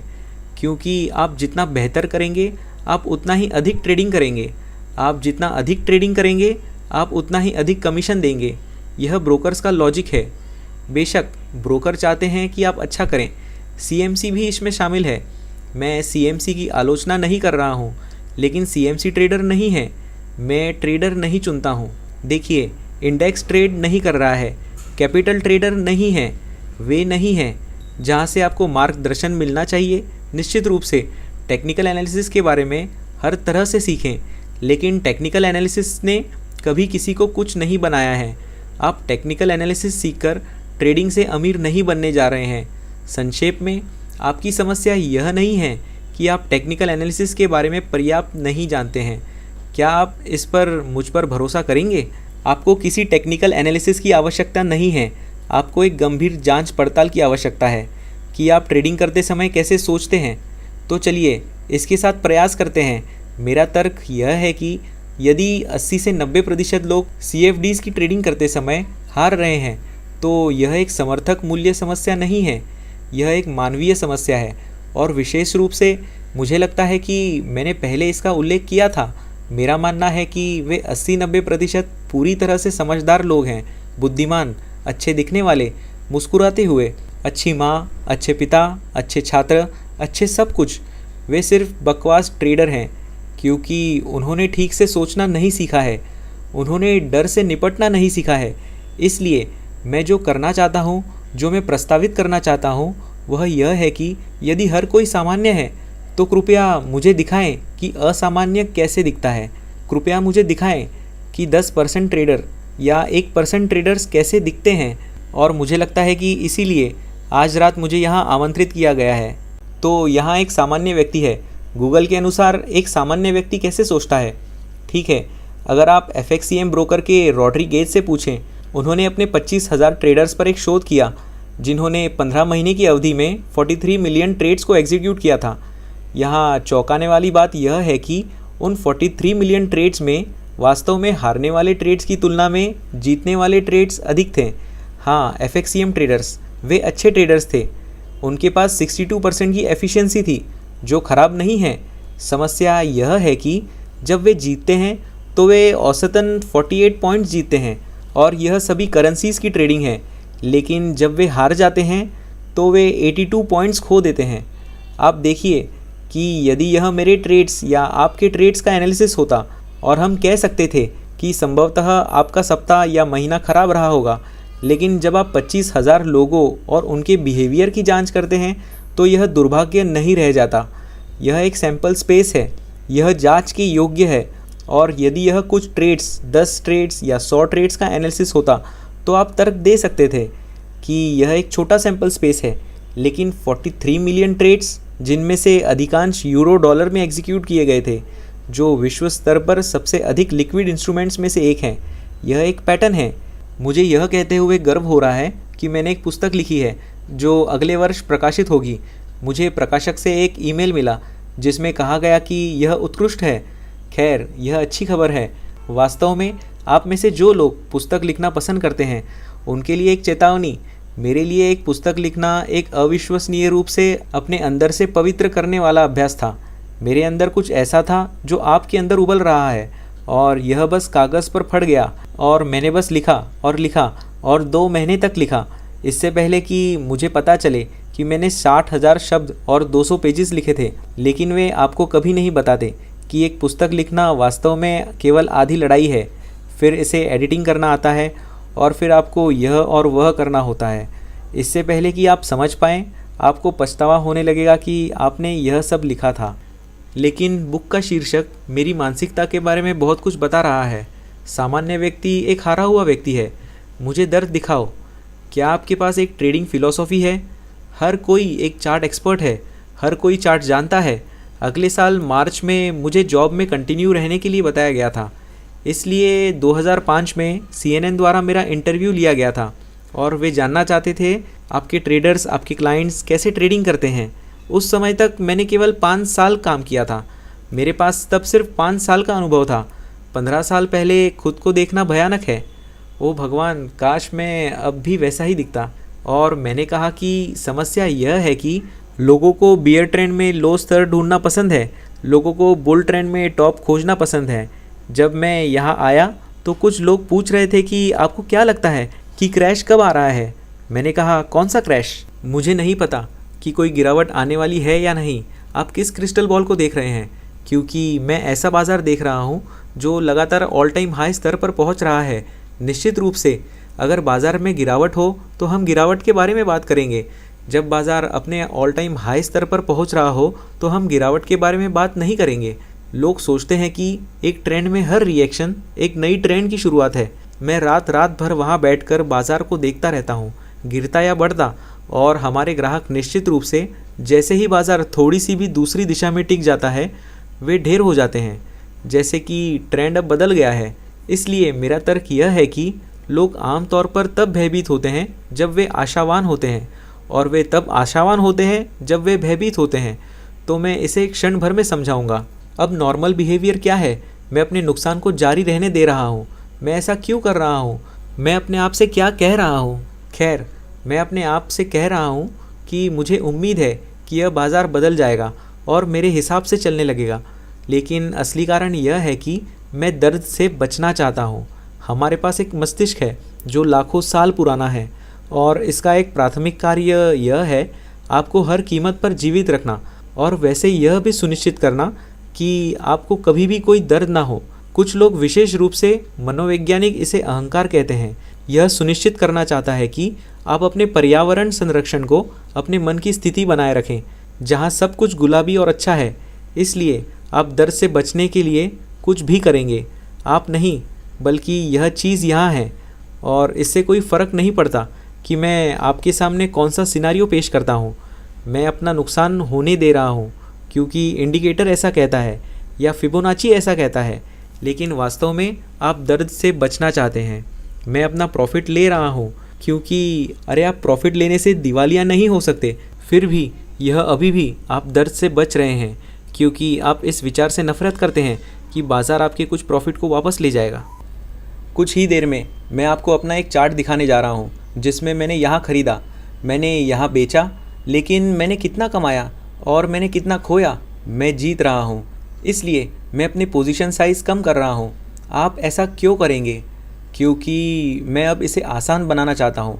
नहीं, आप दर्द से बचना चाहते हैं। आप इस तथ्य को सहन नहीं कर सकते हैं कि आपने दिन के लिए 400 पाउंड कमाए और भगवान ना करे कि वे 400 पाउंड गायब हो जाएं। अब मैं आपसे एक अलग सवाल पूछता हूँ। मैं यहाँ 1 सेकंड के लिए सामने आने वाला हूँ क्योंकि मैं वहाँ खड़े खड़े थक गया हूँ। कल्पना करें कि आपने उस दिन 1000 पाउंड कमाए या आपने उस एक दिन 1000 पाउंड खो दिए। सबसे ज़्यादा संभावना कौन सी है कि वह व्यक्ति ट्रेडिंग जारी रखेगा जिसने 1000 पाउंड कमाए हैं, या वह व्यक्ति जिसने 1000 पाउंड खो दिए हैं? वह व्यक्ति जिसने 1000 पाउंड खो दिए हैं, उसके ट्रेडिंग जारी रखने की संभावना कहीं ज़्यादा है, क्योंकि भगवान न करे कि वह उस दिन दर्द को रात भर सहे और वह उस दर्द से छुटकारा पाने के लिए कुछ भी करेगा। लेकिन जब वह 1000 पाउंड कमा लेता है तो वह उसे बचाने के लिए कुछ भी करेगा, क्योंकि 1000 पाउंड कमाना बहुत अच्छा लगता है। इसलिए मैं इसे बदकिस्मत नहीं बनाना चाहता। मैं और भी बहुत कुछ कह सकता हूँ। मुझे लगता है कि आपको इसे खुद ही देखना चाहिए। लेडीज़ एंड जेंटलमैन, इस प्रेजेंटेशन की एक कॉपी प्राप्त करने के लिए आपका स्वागत है। यदि यह आपकी मदद करती है तो आप इसे प्राप्त कर सकते हैं। अब मुझे बताया गया है कि आपके लिए एक अच्छी तरह से योग्य ब्रेक और कुछ भोजन मिलने से पहले मेरे पास 5 से 10 मिनट बचे हैं। तो चलिए इसे अगले 10 मिनट तक जारी रखते हैं। या तो आपको यह जानकर खुशी होगी कि मैं 157 स्लाइड्स में से 48 पर हूँ। यह दूसरे भाग के लिए अच्छा नहीं है, है ना? क्या आपने घर जाने की योजना बनाई है? तो आप घर पर कॉल कर लोगों को बता सकते हैं कि शायद आज थोड़ी देर हो जाए। लोग तब भयभीत होते हैं जब वे आशावान होते हैं, और वे तब भी आशावान होते हैं जब उन्हें भयभीत होना चाहिए। मेरा इससे क्या तात्पर्य है? कल्पना कीजिए कि आप ऐसी पोजीशन लेके बैठे हैं जो आपको 1000 पाउंड बना के दे रही है। अब आप उम्मीद नहीं कर रहे हैं कि वह 1000 पाउंड 2000 पाउंड या 3000 पाउंड में बदल जाएगा। अब आपको डर है कि आपसे 1000 पाउंड छीन लिए जाएंगे, और यदि आप 1000 पाउंड खो रहे हैं तो आप सबसे अधिक संभावना यह सोचते हुए बैठेंगे कि क्या यह बहुत अच्छा नहीं होगा यदि यह स्थिति बदल जाए। यहाँ आप भयभीत नहीं हैं कि वह स्थिति और भी खराब होने वाली है। आप आशावान हैं कि यह बदल जाएगी। और यदि आप लड़ झगड़ कर मार्केट्स को अपनी ATM मशीन बनाने का मौका चाहते हैं और वहाँ कोई बिक्री पुष्टि नहीं है, तो मैं एक डेड लॉक हूँ। मैं यह स्वीकार करता हूँ। लेकिन यदि आप बाज़ारों को वह स्थान बनाने का एक लड़ाई का मौका चाहते हैं जहाँ आप काफ़ी नियमित आधार पर पैसा निकालते हैं, तो आपको इसे बदलने की ज़रूरत है। आप कैसे बदलेंगे? जबकि मेरे अपने विचार हैं, तो आइए एक नज़र डालते हैं। तो यह सामान्य बात है। आइए देखें कि मैं कैसे काम करता हूँ और वे लोग जिन्हें हम 1% कहते हैं वे कैसे काम करते हैं। मेरे बारे में बात करने के बजाय, जो कि मैं करने में उतना अच्छा नहीं हूँ, मैं कुछ वास्तव में महान ट्रेडर्स पर ध्यान देना पसंद करूँगा। विशेष रूप से एक ऐसा व्यक्ति है जिससे मैं मिलना चाहता था, लेकिन अब वह हमारे साथ नहीं है। उसका नाम चार्ली डी था। चार्ली डी नामक एक उत्कृष्ट पुस्तक महान बॉन्ड ट्रेडर की है, जिसे आप विले के माध्यम से खरीद सकते हैं। यहाँ वह कहता है कि जिस समय आपको पता चलता है कि आप एक अच्छे ट्रेडर बन गए हैं, वह दिन है जब आप जीतने की स्थिति को पकड़कर जीतने में सक्षम होते हैं, और आधा लाभ लेने के बजाय आप अपनी जीतने की स्थिति में जोड़ रहे हैं। यह सोचने के बजाय कि मुझे कहाँ से बाहर निकलना चाहिए, आप यह सोचना शुरू करते हैं कि मैं कैसे और अधिक जा सकता हूँ, मैं और अधिक कैसे प्रतिबद्ध हो सकता हूँ। वह कहते हैं, और वह शिकागो बोर्ड ऑफ ट्रेड में एक फ्लोर ट्रेडर है। वह कहते हैं, यहाँ गड्ढे में कई लोग हैं जिन्होंने लंबे समय तक ट्रेड किया है, जिन्होंने कभी भी जीतने की स्थिति में नहीं जोड़ा है। क्या आप में से किसी ने भी घाटे वाले ट्रेड में कुछ क्वांटिटीज़ जोड़ी है?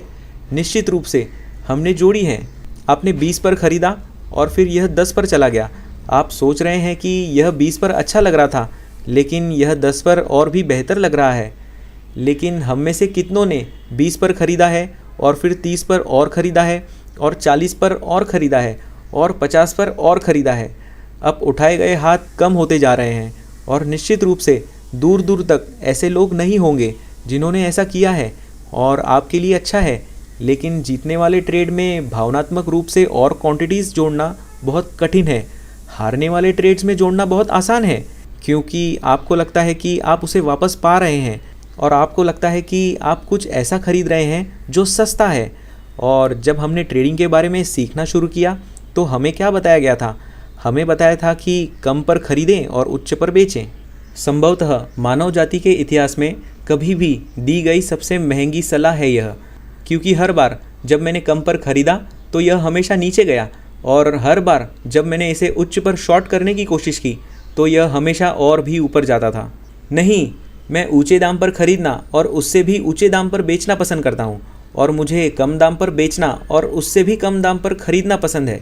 इसलिए चार्लोट ने आगे कहा कि यह हमारे मानव स्वभाव में है कि हम अपनी जीत को कम करना चाहते हैं। हम सोचते हैं कि अगर मैंने 16 क्वांटिटी खरीदी है तो मैं उसमें से 7 तो बेच ही सकता हूँ और उसका प्रॉफिट प्राप्त कर सकता हूँ। मुझे बाहर निकालो, मैं वह प्रॉफिट ले लूँगा। यह सिर्फ मानव स्वभाव है, हम ऐसे ही हैं। इसलिए उन्होंने कहा कि यदि आप इसमें वास्तव में अच्छे होना चाहते हैं तो आपको यह स्वीकार करना होगा कि जब आप लाभ में होते हैं तो आप जो कुछ भी करते हैं वह दुख देता है, यह असहज लगता है।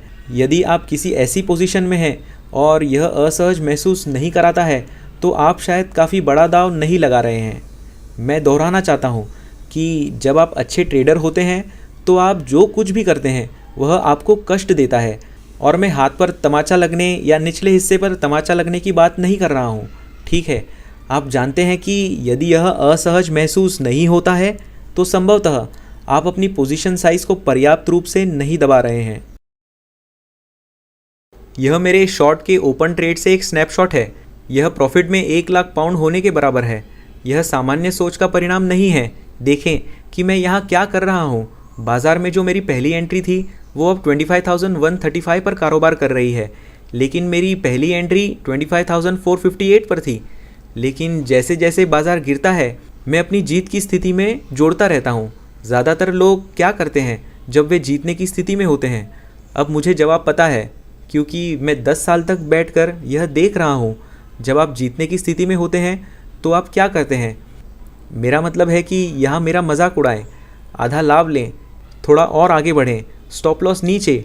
इसलिए स्टॉप लॉस रखना लगभग अर्थहीन है, क्योंकि आप दूसरी दिशा में थोड़ी सी भी हलचल से रुक जाएंगे।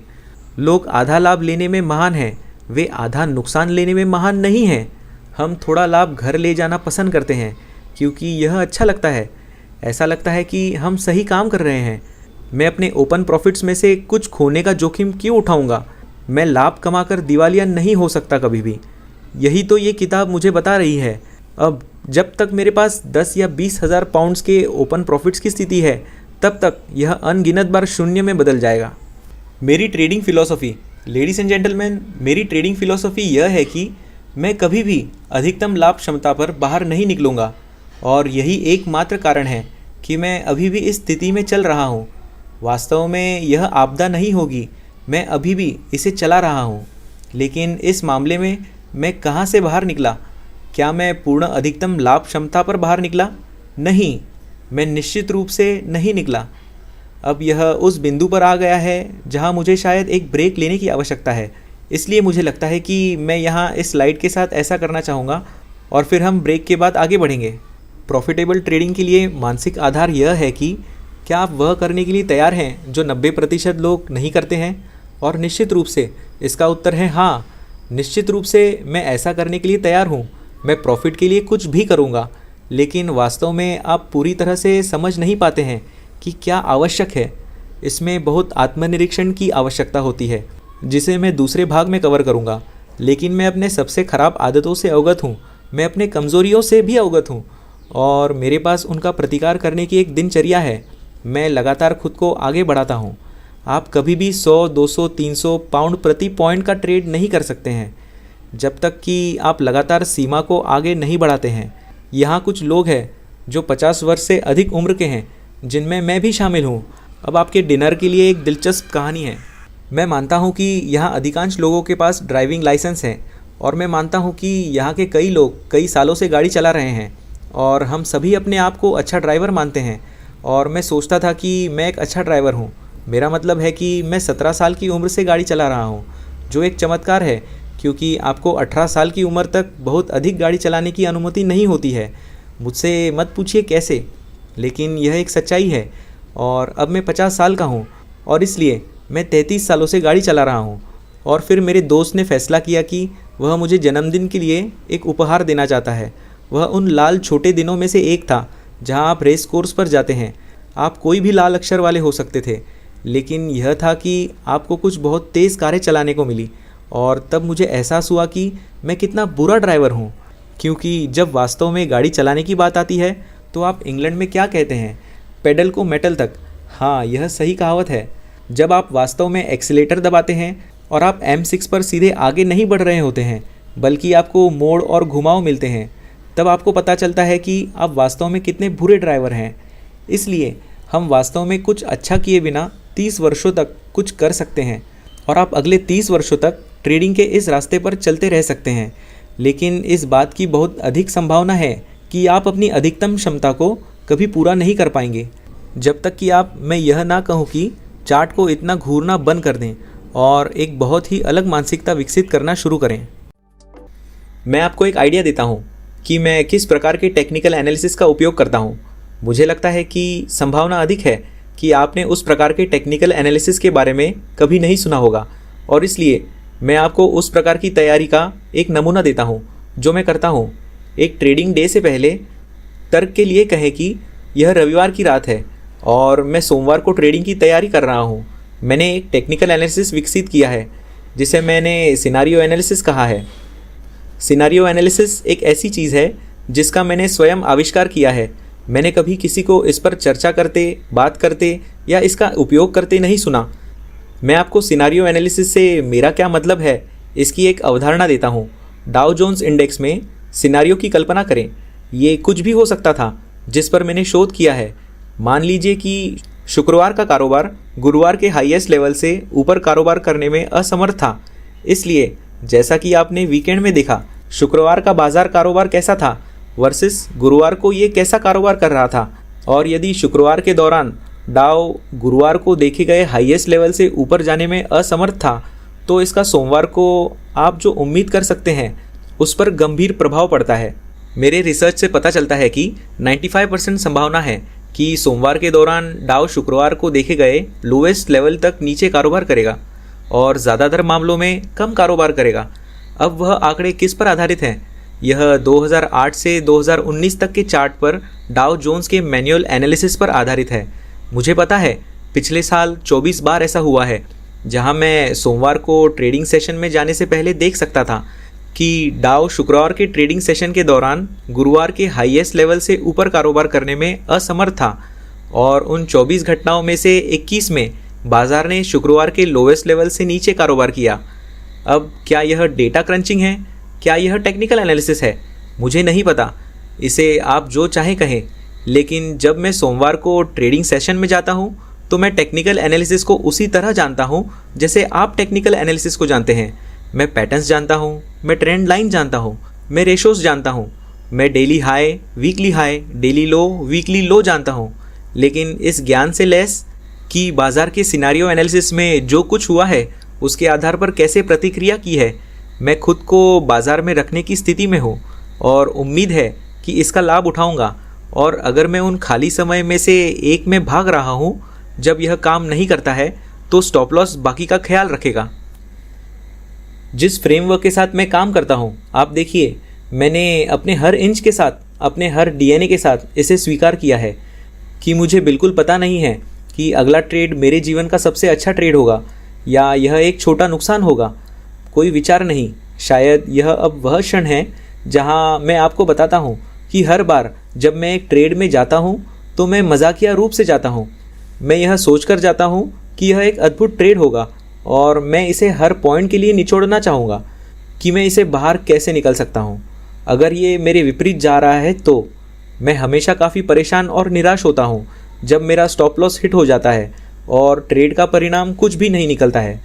मैं अपने शरीर के हर अणु से जानता हूँ कि यदि मैं अनुशासित नहीं हूँ और मानसिक रूप से तैयार नहीं हूँ तो मैं वही अनुभव कर सकता हूँ जो मैंने 2010 के फ्लैश क्रैश के दौरान अनुभव किया था, जहाँ मैं कागज़ों पर तकनीकी रूप से दिवालिया हो चुका था।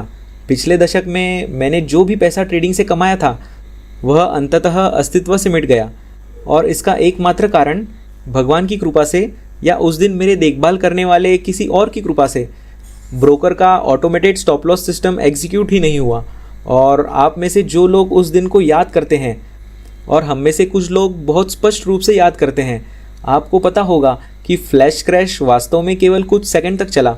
इसका वास्तव में बुरा हिस्सा, यह अभी भी बहुत बुरा था, लेकिन यह तुलनात्मक रूप से जल्दी रिकवर हो गया। इसके बाद एक और प्रयास किया और फिर मार्केट ने ब्रेक इवन तक चढ़ना शुरू कर दिया और कागज़ों पर मैं मिट गया। लेकिन जब सब कुछ कहा और किया गया तो मैंने 2000 पाउंड खो दिए थे। और मैं आपको विश्वास दिलाता हूँ कि लेडीज़ एंड जेंटलमैन, यह मेरे द्वारा खोए गए सबसे सुखद 2000 पाउंड थे। मैं कोई भविष्यवक्ता नहीं हूँ, अर्थात मैं ट्रेडिंग के दिन यह सोचकर नहीं जाता कि मुझे पता है कि क्या होने वाला है। और जब मैं अपने मित्रों और सहकर्मियों से बात करता हूँ तो मुझे गुस्सा आता है। आप जानते हैं कि वे महान लोग हैं, लेकिन मुझे गुस्सा तब आता है जब लोग कहते हैं कि ओह, मैं 30,000 की ओर बढ़ रहा था, मुझे पता है। तो ठीक है, फिर पोजीशन लो ना, लेकिन मुझे इससे बोर मत करो। मैं पूरी तरह से स्वतंत्र दिमाग रखना चाहता हूँ। मैं नहीं चाहता कि कोई मुझे बताए कि आप क्या सोचते हैं, क्योंकि वो मुझे और मेरी ट्रेडिंग प्रभावित करेंगे। मैं ट्रेड करते समय अपना दिमाग एक खाली कैनवास की तरह रखना चाहता हूँ, क्योंकि मैं जानता हूँ कि 90% की तरह बनने से बचने के लिए मुझे 90% से बिल्कुल विपरीत सोचना होगा, और फिर 90% वे टारगेट के साथ जुड़े हुए हैं। ओह, मैं यहाँ जाने वाला था और फिर यह यहाँ जाने वाला था, और इलियट वेव एनालिसिस उन चीज़ों को कायम रखता है कि मैं ऐसा नहीं करना चाहता। यहाँ आपके लिए एक और सलाह है। आप जानते हैं कि अधिकांश लोग जब पैसा कमाते हैं तो उनके पास अपने ट्रेडिंग साइज़ को कम करने की प्रवृत्ति होगी, क्योंकि वे अपने प्रॉफिट में से कुछ खोने के दर्द से बचना चाहते हैं। और मैं भगवान की कसम खाता हूँ कि 99% ट्रेडिंग कम्युनिटी इसे समझ नहीं पाती है। जब मैं जीतता हूँ तो कम दाव नहीं लगाता, मैं अधिक दाव लगाता हूँ। जितना अधिक मैं जीतता हूँ उतना अधिक मैं दाव लगाता हूँ, जैसे पिरामिडिंग। देखिए, आप इसके बारे में दो तरह से सोच सकते हैं। आप कह सकते हैं ठीक है, मैं 10% की तरह सोचना पसंद करता हूँ, या आप इसे उल्टा करके कह सकते हैं कि मैं 90% की तरह नहीं सोचना चाहता। और इसलिए आप लगभग सेल्फ एनालिसिस कर सकते हैं और कह सकते हैं ठीक है, यह है कि मैं कैसे सोचता हूँ। इससे कोई फ़र्क नहीं पड़ता कि आप करेंसीज या कमोडिटीज़ का ट्रेड करते हैं। इससे कोई फ़र्क नहीं पड़ता कि आप एक स्कैल्पर हैं, एक इंट्राडे ट्रेडर हैं या एक इन्वेस्टर हैं। मैं डेनमार्क में एक रेडियो कार्यक्रम में भाग लेता हूँ जहाँ हमें हर साल 2.5 लाख डेनिश क्रोनर दिए जाते हैं, जो लगभग 25,000 पाउंड है। और हमारा काम है, हम 3 लोग हैं, हमारा काम उस पैसे को जितना हो सके उतना बढ़ाना है, और हमें लूट का माल रखने को मिलता है। लेकिन अगर हम हार जाते हैं तो जो लोग कंपटीशन चलाते हैं वे ही नुकसान उठाते हैं। यह एक अनुकूल सेट ऑफ है, इसलिए कुछ लोग यहाँ तक कहेंगे कि इसमें नैतिक जोखिम का एक तत्व है। हालांकि मैं इसे थोड़ा अलग तरीके से देखता हूँ। मैं इसे देखता हूँ कि क्या जब मैं इस कंपटीशन में ट्रेडिंग करता हूँ जिसे मैंने 5 में से 4 वर्षों में जीता है, और जिस साल मैंने हार का सामना किया वह वास्तव में यह साल था जब मैं किसी पोजीशन में होता हूँ तो मैं बैठकर अपने आप को बधाई नहीं देता क्योंकि सब ठीक चल रहा है। अगर मैं किसी शेयर में प्रॉफिट की पोजीशन में हूँ और हम सभी फिजिकल शेयर्स या ETF में ट्रेडिंग कर रहे हैं, अगर मैं विनिंग पोजीशन में हूँ तो मैं बैठकर अपने आप को बधाई नहीं देता।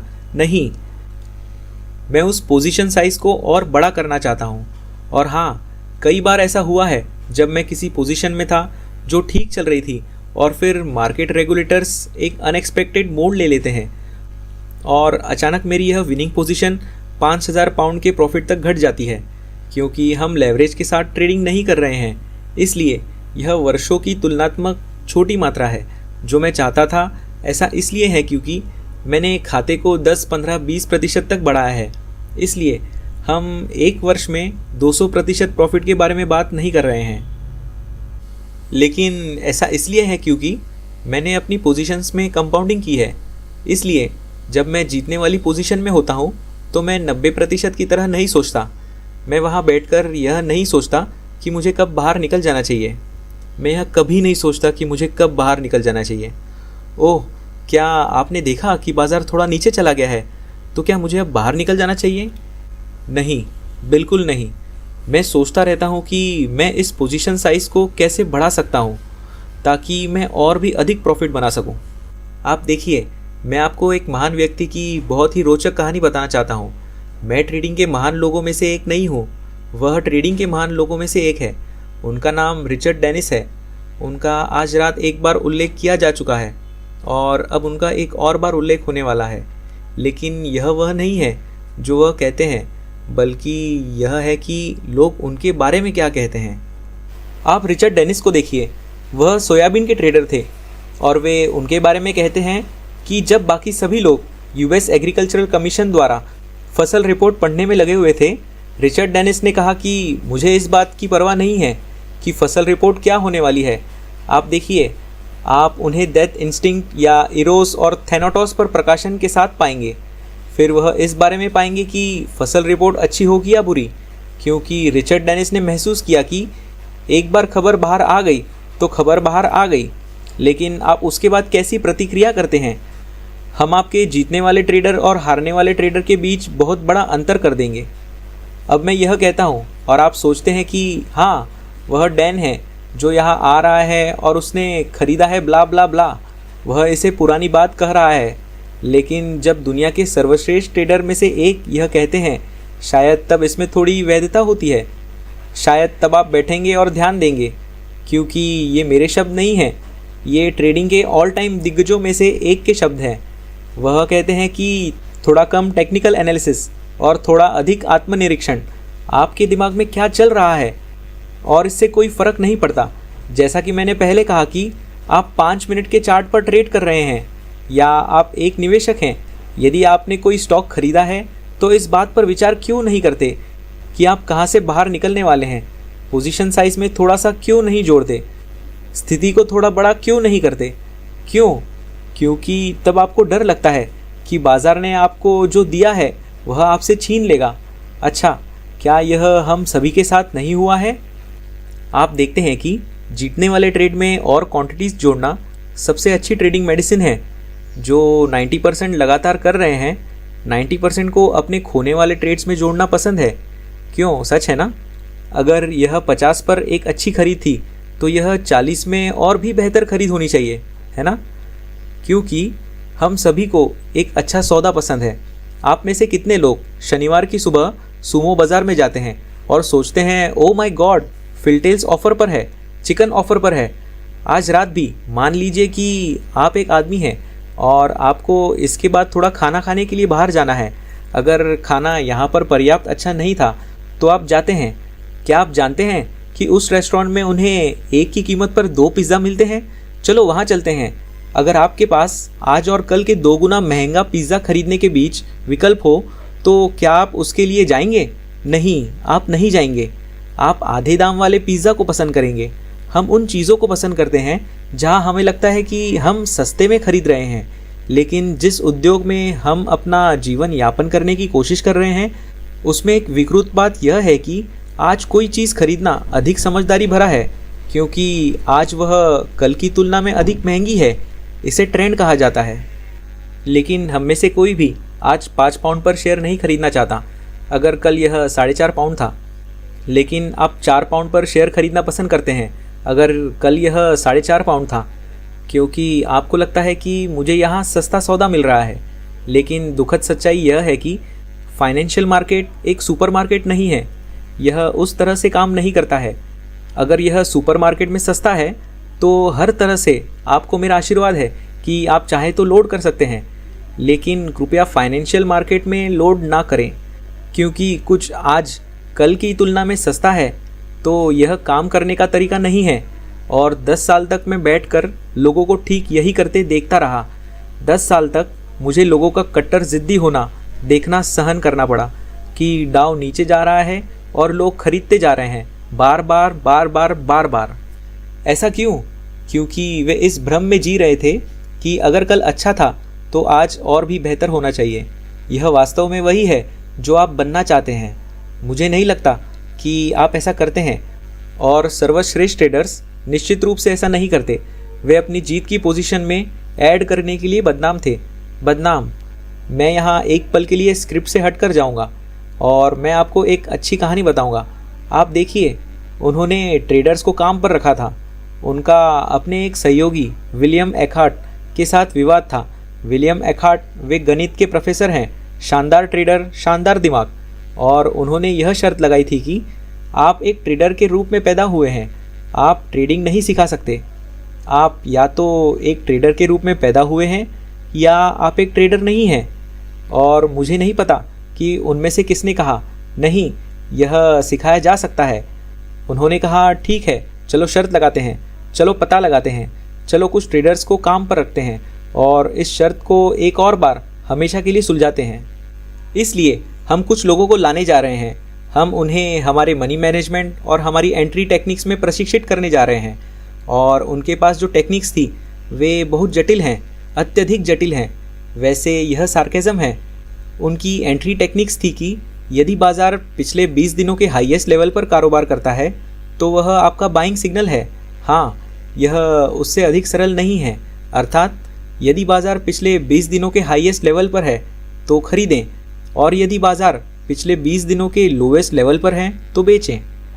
तो उन्होंने 10 लोगों को शामिल किया और मैं उनमें से एक को जानता था। रसल एक वर्ल्ड क्लास बैकगैमन खिलाड़ी था और इसलिए उसे काम पर रखा गया था। रिचर्ड और वेलमेका ने सोचा कि ऐसे लोग अच्छे हैं, वे कोई स्टैटिस्टिकल बैकग्राउंड से नहीं थे, वे आर्ट्स जानते होंगे।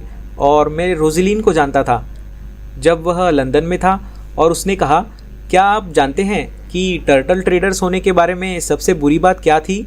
यह थी कि आपको अपना प्रॉफिट एग्जिट पॉइंट लेने की अनुमति नहीं थी। आप सोयाबीन या गेहूं में लंबे समय तक रह सकते थे और यह चढ़ता चढ़ता और चढ़ता और चढ़ता रहेगा, और आप $1 मिलियन से $10 मिलियन, $20 मिलियन, $30 मिलियन कमाएंगे। लेकिन आपको यह अनुमान लगाने की अनुमति नहीं है कि टॉप कहाँ था, और यह असहनीय था कि आप वहाँ बैठे थे और वह पैसा आपकी जेब में छेद कर रहा था। आपको बस इसकी अनुमति नहीं थी, क्योंकि रिचर्ड डेनिस ने जो वकालत की थी वह यह थी कि आपके द्वारा एग्जीक्यूटेड 100 ट्रेड में से 97 सामान्य होंगे, लेकिन उनमें से 3 ट्रेड सबसे अधिक प्रॉफिटेबल होंगे, और आप कभी नहीं जानते कि वे 3 सैकड़ों में से कौन से हैं। इसलिए आपको बस वही बैठना था, अपने हाथों पर हाथ रखे बैठना था। और मैं कसम खा के कहता हूँ, वह कहते हैं दुनिया में सबसे कठिन काम अपने हाथों पर हाथ रखे बैठना और बाज़ार को वही करने देना जो बाज़ार करता है। और अंत में वे पीछे हट गए। अब वह ट्रेडिंग के उस तरीके को हैक नहीं कर सकते थे। अब क्या आप मुझसे सहमत होंगे कि कागज़ पर कुछ भी नहीं था, एंट्री सिस्टम के बारे में कुछ भी मुश्किल नहीं था, जीतने वाले पोजीशंस में जोड़ने में कुछ भी मुश्किल नहीं था। उनके पास एक मैथमेटिकल फार्मूला था। लेडीज़ एंड जेंटलमैन, आप उस फार्मूला को गूगल कर सकते हैं यदि आप चाहते हैं। तो यह अब कोई रहस्य नहीं है, लेकिन सिस्टम अभी भी काम करता है। यह कुशल है। यह ट्रेड करना बहुत मुश्किल है, इसलिए नहीं कि इसे समझना मुश्किल है, बल्कि इसलिए कि आपके पास बैठना ही सबसे लंबा काम है। यह बहुत मुश्किल है। क्या आप मुझसे सहमत होंगे यंग मैन? जीतने वाली पोजीशन के सामने कुछ भी न करना बहुत मुश्किल है। या आप इसके साथ थोड़ा सा छेड़छाड़ करना चाहते हैं, या तो शायद थोड़ा सा प्रॉफिट बुक करना चाहते हैं, लेकिन जीतने वाली पोजीशन को अकेला छोड़ देना बहुत बहुत मुश्किल है। इसलिए ट्रेडिंग करना मुश्किल है। फिबोनाची और स्टोकेस्टिक और इन सभी चीज़ों को समझना मुश्किल नहीं है। हमारी प्राकृतिक इच्छाओं से नहीं लड़ना, यही ट्रेडिंग को मुश्किल बनाता है। और वह यह जानता था, और इसलिए उसने ट्रेडिंग के उस पक्ष को संभालने के लिए अपने सभी मेंटल रिसोर्सेज को खर्च किया, क्योंकि उसने सोचा कि यह इतना कठिन नहीं हो सकता है, क्योंकि बाज़ार ऊपर जा रहा है, मुझे इसे खरीदने की ज़रूरत है। इस शो के शुरू होने से पहले हमने एक छोटी सी शर्त लगाई थी कि मैं कितनी बार इस पर ठोकर खाऊंगा, और यह दूसरी बार था। इसलिए यह आपके लिए थोड़ा नया युग हो सकता है और मैं इसकी सराहना करता हूँ, लेकिन मैं अपनी पूरी क्षमता से यह सुनिश्चित करता हूँ कि मैं अपना ध्यान रखूँ, सुनिश्चित करूँ कि मैं आराम करूँ, मेरा शरीर मजबूत हो। मेरा यह भी मानना है कि आप पैसे के बारे में एक स्टैंडर्ड एटीट्यूड नहीं रख सकते और इस व्यवसाय में अच्छा नहीं कर सकते। यह बिल्कुल भी अच्छा नहीं है। अगर मैं जीतने की पोजीशन में हूँ और मैं सोचने लगा हूँ, आप जानते हैं कि मैंने अभी एक नई कार खरीदने के सामान ही खो दिया है, या जैसे कि मेरी एक्स वाइफ कहती है कि आपने मेरे लोबोटेन के 1500 जोड़े खो दिए हैं। यह एक जूता है। ठीक है, मुझे नहीं पता था कि यह क्या था, मुझे बताया गया था। या इससे भी बदतर, अगर आप अपना प्रॉफिट अब लेते हैं तो आप ऐसा और ऐसा और ऐसा कुछ खरीद सकते हैं। यह एक अच्छी पोजीशन के लिए मौत की सज़ा है कि आप अपने ओपन प्रॉफिट को उस चीज़ के बराबर करना शुरू करें जो आप कर सकते हैं, जो आप उनके लिए खरीद सकते हैं।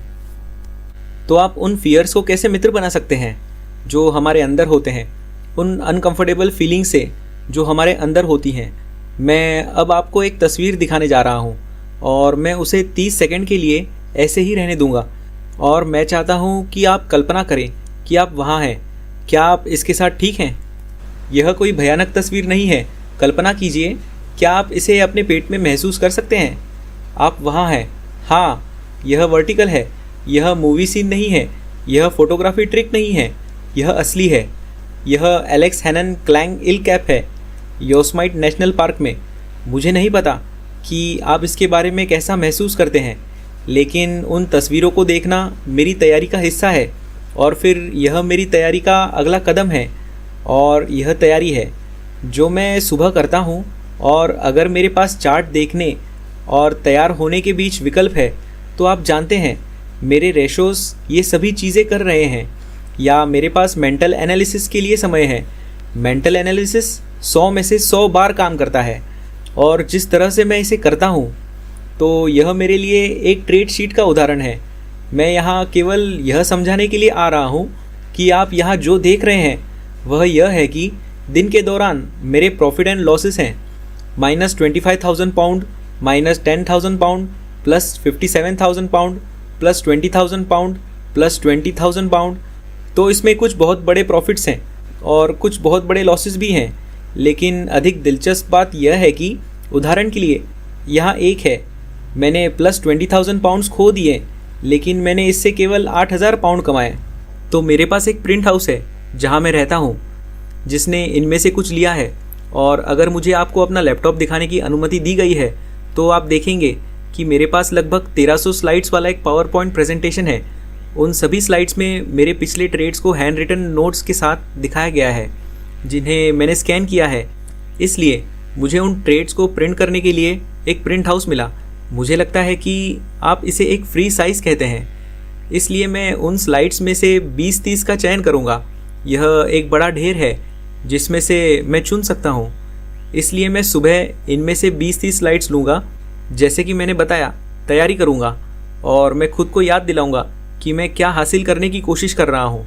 क्या मैं नाराज़ हूँ कि मुझे एक पोजीशन से केवल 8,000 पाउंड मिले? नहीं, क्योंकि यह खेल का एक अभिन्न अंग है। मुझे सुबह अपने दिमाग को याद दिलाने की ज़रूरत है ट्रेडिंग गेम शुरू होने से पहले कि एक बड़े प्रॉफिट को एक छोटे प्रॉफिट में बदलते देखना बिल्कुल ठीक है, क्योंकि आप और भी बड़ा प्रॉफिट प्राप्त कर सकते हैं। और आप सोच रहे होंगे कि मैं कभी भी 200 पाउंड प्रति पॉइंट या 300 पाउंड प्रति पॉइंट की रिस्क पर ट्रेड नहीं करूंगा। मैंने ऐसा तब किया था जब मैं 5,000 पाउंड प्रति पॉइंट पर ट्रेडिंग कर रहा था। और यदि मैंने 5,000 पाउंड प्रति पॉइंट पर ट्रेड नहीं किया होता तो मैं कभी भी 6,000 पाउंड प्रति पॉइंट और 7,000 पाउंड प्रति पॉइंट तक नहीं पहुंच पाता। और इसी तरह यह आपके ट्रेडिंग में खाइयों की संख्या का आकार नहीं है, यह सही तरीके से ट्रेडिंग करने के बारे में है। और लेडीज एंड जेंटलमैन, क्या अब आप समझ गए हैं कि इसका टेक्निकल एनालिसिस से कोई लेना देना नहीं है? खैर, टेक्निकल एनालिसिस बाजार से पैसा निकालने का एक घटिया तरीका है और दिमाग ही सब कुछ है। सही तरीके से सोचना ही सर्वोपरि है, क्योंकि अन्यथा आप भावनात्मक रूप से लूटे जा रहे हैं। आपका सबसे बड़ा अवसर और मेरी तैयारी, यह एक महंगी कॉल की तरह नहीं है जिसे मुझे लेना था, या एक किताब जिसे मुझे पढ़ना था, या ऐसा कुछ भी नहीं। यंग मैन, यह सिर्फ वह था, यह मूल्य रूप से बस इसे प्रिंट करना था और अगली बार इसे टालने की कोशिश करने के लिए जवाबदेह होना, मायोनीज की तरह। इसलिए अगली बार जब आप मुझे चिप्स का एक हिस्सा देंगे तो निश्चित रूप से मैं चिप्स ले लूँगा, लेकिन मैं शायद मायोनीज को रोक लूँगा, क्योंकि मैं 1 और 300 कैलोरी नहीं जोड़ना चाहता, क्योंकि मैं उन्हें आइसक्रीम जैसी किसी और चीज़ पर खर्च करना चाहता हूँ, जैसे मेरे किताब में, जो मायोनीज से बेहतर है। और मैं मानसिक रूप से खुद को तैयार करने में उतना ही समय लगाता हूँ। संयोग से यहाँ इस दीवार पर चढ़ने वाले सज्जन एलेक्स हैनन, जब उन्होंने एल कैप पर चढ़ाई की तो सबसे पहले यह उपलब्धि फ्री सोलो नामक एक फिल्म में कैद हुई, जिसने नेशनल ज्योग्राफिक्स द्वारा बेस्ट डॉक्यूमेंट्री का ऑस्कर जीता। बस देखना, यह फ्राइडे द 13th मूवी को 10 बार देखने से भी बदतर है। मेरा मतलब है कि यह पूरी तरह से अलग पैमाने पर डर है। लेकिन जो मुझे अविश्वसनीय रूप से दिलचस्प लगा वह है उनकी तैयारी। निश्चित रूप से उन्होंने अपने पुशअप्स और सिटअप्स और चढ़ाई की, ये सब चीज़ें की, लेकिन उन्होंने इसके लिए 2 साल तैयारी में बिताए। इस पर जाना, रूट्स की प्लानिंग बनाना, लेकिन उनकी मानसिक तैयारी, उनकी शारीरिक तैयारी जितनी ही गहन थी। क्योंकि आप जानते हैं, अब संदेह में रहने का अच्छा समय नहीं है। अब यह यहाँ सोचने का समय नहीं है कि क्या आपने किचन में गैस स्टोव चालू छोड़ दिया है। नहीं। और जब मैं बड़ी ट्रेडिंग पोजीशन में होता हूँ तो सबसे ख़राब चीज़ जो मैं कर सकता हूँ वह है इस विचार को मन में लाना कि हे हो गॉड, यदि आप अपना प्रॉफिट अब ले लेते हैं तो आप कल के हुए नुकसान को मिटा सकते हैं। कल का आज से क्या लेना देना है? क्या आप इमोशनल रीसेट के इस विचार को समझते हैं? ठीक है, मैं इमोशनल रीसेट के लिए नहीं खेलता। कल के ट्रेड का आज के ट्रेड से कोई लेना देना नहीं है। आपने निश्चित रूप से ऐसा कभी नहीं किया है, लेकिन अन्य लोग जो कम नश्वर हैं वे ऐसी पोजीशन में रहे हैं जहां उन्होंने पूरी तरह से पोजीशन को बंद कर दिया है, क्योंकि यह खाते को रीसेट कर देगा। आपके पास 10,000 पाउंड का कैपिटल है, आपने उसमें से 2,000 पाउंड खो दिए हैं, और जब आप 2,000 पाउंड के प्रॉफिट में होते हैं तो मैं प्रॉफिट बुक करने वाला हूँ, क्योंकि मैं अब ब्रेक इवन पर वापस आ गया हूँ। निश्चित रूप से आप लोग ऐसा नहीं करते होंगे, पर अन्य लोग करते हैं। इसलिए मेरा तर्क यह है कि वे सभी लोग जो हारते हैं वे वास्तव में चार्ट एनालिसिस में अच्छे होते हैं, और वे इसलिए नहीं हारते क्योंकि वे चार्ट एनालिसिस में अच्छे नहीं हैं, बल्कि इसलिए हारते हैं क्योंकि ट्रेडिंग में हेड एंड शोल्डर पैटर्न से कहीं अधिक कुछ शामिल होता है। आइए पर्दे के पीछे देखें कि क्या चल रहा है। मैं यह चित्र यहाँ लाया क्योंकि मुझे लगा कि यह वास्तव में स्टाइलिश है। मुझे पोकर की वह तस्वीर बहुत पसंद है और विलेन डेनिश था। हमें इस पर काफ़ी गर्व था। आमतौर पर आप इस बात पर बहुत अधिक गर्व नहीं करते हैं कि विलेन पुराना है, लेकिन वह पुराना था और हमें लगा कि वह एक शानदार विलन है, गोल्ड फिंगर की तरह। लेकिन जब आप इसे देखते हैं तो यह इस बात का प्रतीक है कि ट्रेडिंग क्या है। मेज़ पर पैसा है, और जैसा कि वे कहते हैं फिल्म में, जब आप पोकर खेल रहे होते हैं तो आप अपने पत्ते नहीं खेल रहे होते हैं, आप अपने सामने वाले व्यक्ति के मनोविज्ञान से खेल रहे होते हैं। इसलिए ऐसे दिन होते हैं जब मैं इस तरह दिखता हूँ और आप पैसे कमा रहे होते हैं, और फिर ऐसे दिन भी होते हैं जब मैं इस तरह दिखता हूँ। मेरी मानसिक तैयारी के बावजूद चीज़ें मेरे हिसाब से नहीं हो रही होती हैं और आप खून बहा रहे होते हैं। अब मैं ऐसे लोगों को सुनता हूँ जो लगातार 3 घाटे वाले ट्रेड या लगातार 5 घाटे वाले ट्रेड होने के कारण ट्रेडिंग बंद कर देते हैं। मैं कभी भी इस विचार पर विचार नहीं करता, क्योंकि तब आप वास्तव में यह कह रहे होते हैं कि ट्रेड आपस में जुड़े हुए हैं, कि किसी तरह से वे 3 ट्रेड जुड़े हुए हैं और इसका चौथे पर प्रभाव पड़ेगा। निश्चित रूप से यदि मुझे माइग्रेन हो रहा है तो यह ट्रेडिंग बंद करने का एक अच्छा तर्क है, या यदि उनके वातावरण में गैस लीक है और आप गैस की गंध महसूस कर सकते हैं और यही कारण है कि आपके 3 घाटे वाले ट्रेड हैं, तो हर हाल में ट्रेडिंग बंद कर दें। लेकिन अन्यथा यदि आप अपनी ट्रेडिंग स्ट्रैटेजी का पालन कर रहे हैं और आप सब कुछ सही कर रहे हैं, तो आप आखिर क्यों ट्रेडिंग बंद करेंगे? यह एक मानसिकता की बात है। इसलिए मैं अपने मन को नियंत्रित करके जीता और मरता हूँ, अन्यथा मैं अपने भविष्य को नियंत्रित नहीं कर सकता। प्रैक्टिस से परफेक्शन मिलती है, सिवाय इसके कि यह नहीं होता है, और मेरा मानना है कि यही कारण है कि लोग हारते रहते हैं। लेडीज़ एंड जेंटलमैन, क्योंकि आप प्रैक्टिस और प्रैक्टिस और प्रैक्टिस कर सकते हैं, आप सब कुछ सही कर सकते हैं। आप सभी पुस्तकें पढ़ सकते हैं, सभी वीकेंड कोर्सेज ले सकते हैं, और फिर भी ट्रेडिंग में कहीं नहीं पहुंच पाते। क्यों? क्योंकि प्रैक्टिस से परमानेंसी प्राप्त होती है। और सचमुच हज़ारों ट्रेडिंग पुस्तकें और लाखों घंटों के वेब सेमिनार हैं जो आपकी मदद करने वाले हैं, अच्छी तरह से ट्रेडिंग सिखाने वाले हैं, लेकिन ऐसा नहीं होता है। और आप उसी तरह से प्रशिक्षण लेकर जो हासिल कर रहे हैं वह केवल आपके बुरे और गलत व्यवहार को मजबूत कर रहा है। ठीक है, अब मैं आपको एक कहानी बताना चाहता हूँ जिसने वास्तव में मुझे एक व्यक्ति के रूप में बदल दिया। क्या आपको नॉर्दर्न रॉक कंपनी स्टॉक की कहानी याद है? जब मैं डेनमार्क में यह कहानी बताता हूँ तो लोग नॉर्दर्न रॉक को नहीं जानते, लेकिन मुझे लगता है कि आप लोग नॉर्दर्न रॉक को जानते हैं। नॉर्दर्न रॉक के बारे में मुझे जो बात परेशान करने वाली लगी वह यह थी कि जब मैंने सिटी इंडेक्स में काम किया था तो किसी को भी नॉर्दर्न रॉक की परवाह नहीं थी। इसका बेस लंबे समय तक 600 के आसपास था और फिर 2005 के अंत में ऐसा लगा जैसे इसमें आग लग गई हो और यह 80 से 90% उछल गया, 700 से 1300 तक। लेकिन क्या आपको लगता है कि सिटी इंडेक्स का कोई भी ग्राहक इस पर नहीं था? नहीं, वे नहीं थे। लेकिन यह दिलचस्प हो सकता है क्योंकि नॉर्दर्न रॉक चार्ट ने एक डबल टॉप बनाया और फिर वापस महसूस किया और फिर जिज्ञासु चीज़ें हुई। किसी को भी नॉर्दर्न रॉक में दिलचस्पी नहीं थी, लेकिन अब वे इसमें रुचि रखने लगे। अब मेरी सोच यह है कि उन्होंने सोचा कि नॉर्दर्न रॉक सस्ता हो गया था। मैं इसे सुपरमार्केट मानसिकता कहता हूँ और सुपरमार्केट मानसिकता एक मानसिकता है जिसे आप इन्वेस्टर्स, ट्रेडर्स, स्कैल्पर्स और बहुत लोगों में देखते हैं। और इससे कोई फ़र्क नहीं पड़ता कि आप यहाँ यूके में रहते हैं या आप शायद यूक्रेन में रहते हैं, जहाँ मैंने कीव में यह बात कही थी। अब मैं रूसी नहीं बोल सकता, लेकिन मुझे यकीन है कि 11% की छूट या 14% की छूट यूनिवर्सल है और यह हॉलैंड में भी हो सकता है, जहाँ मैंने यही बात कही थी। और मैं डच में सबसे अच्छा नहीं हो सकता, लेकिन मैं 35% की छूट या कीमत को आधा मूल्य पर देख सकता हूँ। हाँ, यह यूनिवर्सल है। यह हमें अपील करता है। आपको एक अच्छा सौदा पसंद है, आप कार डीलर के पास जाते हैं और वह कहता है, क्या आप जानते हैं आपका यह भाग्यशाली दिन है, मैं आपको उस चीज़ के लिए एक अतिरिक्त 1000 पाउंड डिस्काउंट दूंगा जिसे आप कार कहते हैं।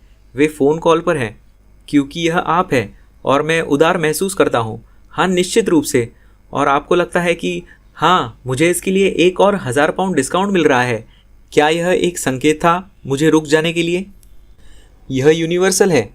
हम सभी इससे पीड़ित हैं और मुझे इससे कोई दिक्कत नहीं है।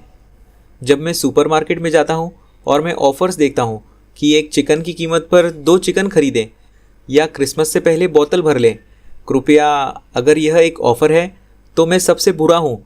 मैं वहाँ जाता हूँ और मैं खुद से सोचता हूँ, मैं यहाँ हूँ शनिवार की सुबह और हे भगवान, टॉयलेट पेपर ऑफ़र पर है। मैं कितनी बार टॉयलेट पेपर के 16 रोल लेकर घर आया हूँ। आप मेरे स्टोर रूम में देखें, चौथे विश्व युद्ध के लिए मैंने टॉयलेट पेपर जमा करके रखे हैं। जैसे मैं आप सभी को टॉयलेट पेपर सप्लाई कर सकता हूँ।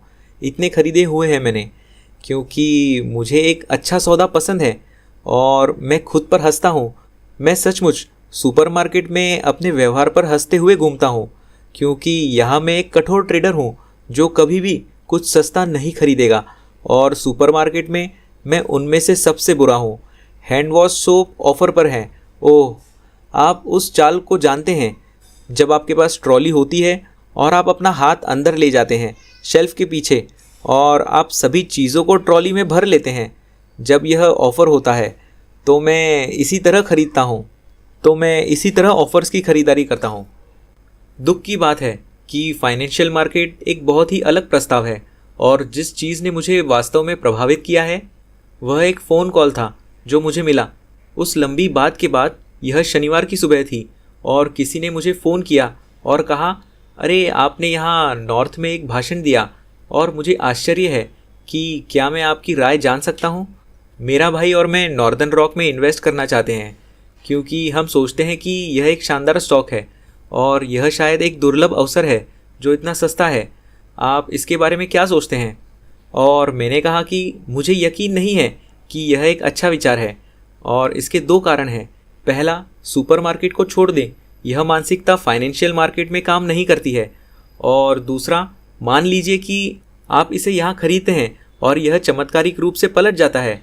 आपने अब अपने दिमाग में एक रास्ता बना लिया है जो कहता है, अरे अगली बार एक बहुत अच्छा स्टॉक आता है और यह अपने चरम से 66% गिर गया है। अब यह खरीदने के लिए एक अच्छा समय हो सकता है और आप पहली बार में खरीद सकते हैं या आप दूसरी बार में खरीद सकते हैं, लेकिन कुल मिलाकर आप रशियन रूलेट खेल रहे हैं और जल्द ही या बाद में आपको अपना सिर चांदी की थाली में सौंप दिया जाएगा। बहुत बहुत धन्यवाद। और मुझे नहीं पता, शायद उसने इसे वैसे भी खरीद लिया। लेकिन यह नॉर्दर्न रॉक की कहानी है और यह आज जहां हम हैं वहां से 100 मीटर की दूरी पर है। लगभग 12 साल पहले लोग कतार में खड़े थे और वह तस्वीर एक आकर्षक तस्वीर है लेडीज एंड जेंटलमैन। क्यों? क्योंकि एक रात पहले सरकार ने घोषणा की थी कि नॉर्दर्न रॉक के किसी भी अकाउंट होल्डर्स को एक पैसा भी नहीं खोना पड़ेगा। फिर भी भले ही सभी संस्थाओं की सरकार ने लोगों की जमा राशि की गारंटी दी थी, फिर भी लोग कतार में खड़े थे अपने पैसे विड्रॉ करने के लिए। ठीक है, अगर आपको सरकार पर सम्मान और एक IOU पर भरोसा नहीं है तो आप किस पर भरोसा करेंगे? कतार में खड़े होना व्यर्थ था। यह एक निरर्थक अभ्यास था। पैसे की गारंटी थी, लेकिन डर की शक्ति ऐसी होती है और इसने मुझ पर एक प्रभाव डाला। और यह मुझे एक ऐसी कहानी की ओर ले जाता है जिसे बताने पर मुझे विशेष रूप से गर्व नहीं है, क्योंकि मुझे लगता है कि मीचू नामक पीढ़ी ने लोगों के व्यवहार पर प्रकाश डालने के लिए एक अविश्वसनीय मात्रा में काम किया है, जो कि वहाँ नहीं होना चाहिए। फिर भी बहुत कम समय में मॉडर्न इकोनॉमिक्स के उत्पादक ने सट्टेबाजी को एक ब्यूटी कॉन्टेस्ट में बदल दिया। उन्होंने कहा कि आपके सामने 30 सुंदर महिलाएं पेश की जाएंगी और आपका काम यह कहना नहीं है कि सबसे सुंदर कौन है। नहीं, आपका काम यह कहना है कि बाकी सभी लोग किसे सबसे सुंदर और दूसरी सबसे सुंदर और तीसरी सबसे सुंदर मानते हैं।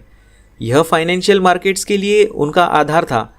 हमारा काम ज़रूरी नहीं है कि हम बाज़ारों के बारे में इस संदर्भ में क्या सोचें कि हम क्या सोचते हैं, लेकिन इस बारे में सोचना कि आप क्या सोचते हैं, लोग क्या सोचते हैं, मैं क्या सोचता हूँ, आप क्या सोचते हैं और आप क्या सोचते हैं और आप क्या सोचते हैं। उन्होंने इसे एक बार में हटाई गई सोच कहा। बाजार पर इस दृष्टिकोण से आक्रमण ना करें कि मुझे क्या लगता है कि यह कहाँ जा रहा है। सोचें कि बाकी सब लोग क्या सोचते हैं, वे इसे कहाँ ले जा रहे हैं, वे इसे कहाँ ले जाना चाहते हैं। उन्होंने इसकी तुलना एक ब्यूटी कॉन्टेस्ट से की, जहाँ काम यह चुनना नहीं था कि आपको कौन सबसे सुंदर लगता है, बाकी सभी लोग किसे सबसे सुंदर समझेंगे। अन्यथा आप प्रतियोगिता नहीं जीत पाएंगे, जहाँ अखबार में यह प्रस्तुत किया गया था। ठीक है, अब हम सिनारियोज़ में सोचने लगे हैं और यही वह है जिसे मैं वेब सेमिनार में शामिल करना चाहता हूँ, जिसे हम बाद में आयोजित करेंगे, जो संभवतः अब अगले सप्ताह तक हो जाएगा। मैं कुछ समय पहले किए गए अपने एनालिसिस के एक अंश से शुरुआत करना चाहूँगा। यह पिछले 7,500 कारोबारी दिन या 30 वर्षों में डाउ जोन्स इंडेक्स के आंकड़े हैं, जो मुझे अविश्वसनीय रूप से दिलचस्प लगते हैं। वह यह है कि यह हारने वाले दिनों और जीतने वाले दिनों का विभाजन है। अब जब हमने 30 साल पहले डाउ का कारोबार शुरू किया था, डाउ 1700 पर कारोबार कर रहा था, आज 29,000 पर कारोबार कर रहा है। इसलिए जहाँ भी आप इसके बारे में सोचते हैं, हम पिछले 30 वर्षों में एक अद्भुत तेज़ी वाले बाजार से गुजरे हैं। फिर भी डाउ जोन्स में जीतने वाले दिनों और हारने वाले दिनों का विभाजन बिल्कुल 50-50% है। उन 7,500 कारोबारी दिनों में उनमें से आधे दिन जीतने वाले थे और आधे दिन हारने वाले थे। इसलिए टेक्निकल एनालिसिस की इस सारी बातचीत के लिए जब मैं सुबह काम पर आता हूँ तो मुझे अच्छी तरह से पता चलता है कि क्या हम एक विनाशकारी मंदी वाले बाज़ार में हैं या एक उग्र तेज़ी वाले बाज़ार में हैं। एक जीतने वाले दिन या हारने वाले दिन की संभावना 50-50% है और यह एक अच्छा विचार है, क्योंकि आप काम पर जाते हैं और आप सोचते हैं कि कुछ भी हो सकता है, बिल्कुल कुछ भी हो सकता है। इसलिए मैं आपको अगले 15-20 मिनट में जो दिखाना चाहता हूँ वह शायद उन चीज़ों को छूना है जिनके बारे में आपने 1.5 घंटे पहले उम्मीद की थी, लेकिन इसके वजह मैं साइकोलॉजी की राह पर आगे बढ़ गया। आप जो देखेंगे वह पिछले 256 कारोबारी दिनों के आंकड़े हैं और ये कुछ ऐसे सवाल हैं जो मैंने खुद से पूछे हैं और जिनका जवाब दिया है। अगर गुरुवार का हाई शुक्रवार से ज़्यादा है तो अगला सोमवार कैसा दिखेगा? अगर मैं सिर्फ स्कैल्पिंग के आधार पर एक्सटेंडेड बार्स का ट्रेड करता हूँ तो मैं कैसा प्रदर्शन करूँगा? क्या मैं पैसा कमाऊँगा? क्या इस बात का समर्थन करने के लिए कोई सबूत है कि सोमवार की शुरुआत क्या है, बुधवार को क्या जारी रहेगा? कारोबार के पहले 30 मिनट में डाउ जोन्स का हाई या लो लेवल कितनी बार बनता है, गैप्स कितनी बार होते हैं और कितनी बार वे फिल होते हैं, ट्रेंड डे कितनी बार होता है। और अगर आपको नहीं पता कि ट्रेंड डे क्या होता है तो आप बता दें, क्या मजबूत ट्रेंड दिनों के बीच कोई सामान्य संप्रदाय है? क्या इस टिप्पणी का समर्थन है कि यदि आपका शुक्रवार मजबूत है तो आपका सोमवार भी मजबूत होगा? यदि मंगलवार सोमवार से कम है तो बुधवार कैसा होगा? ये कुछ ऐसे प्रश्न हैं जो मैंने स्वयं से पूछे हैं।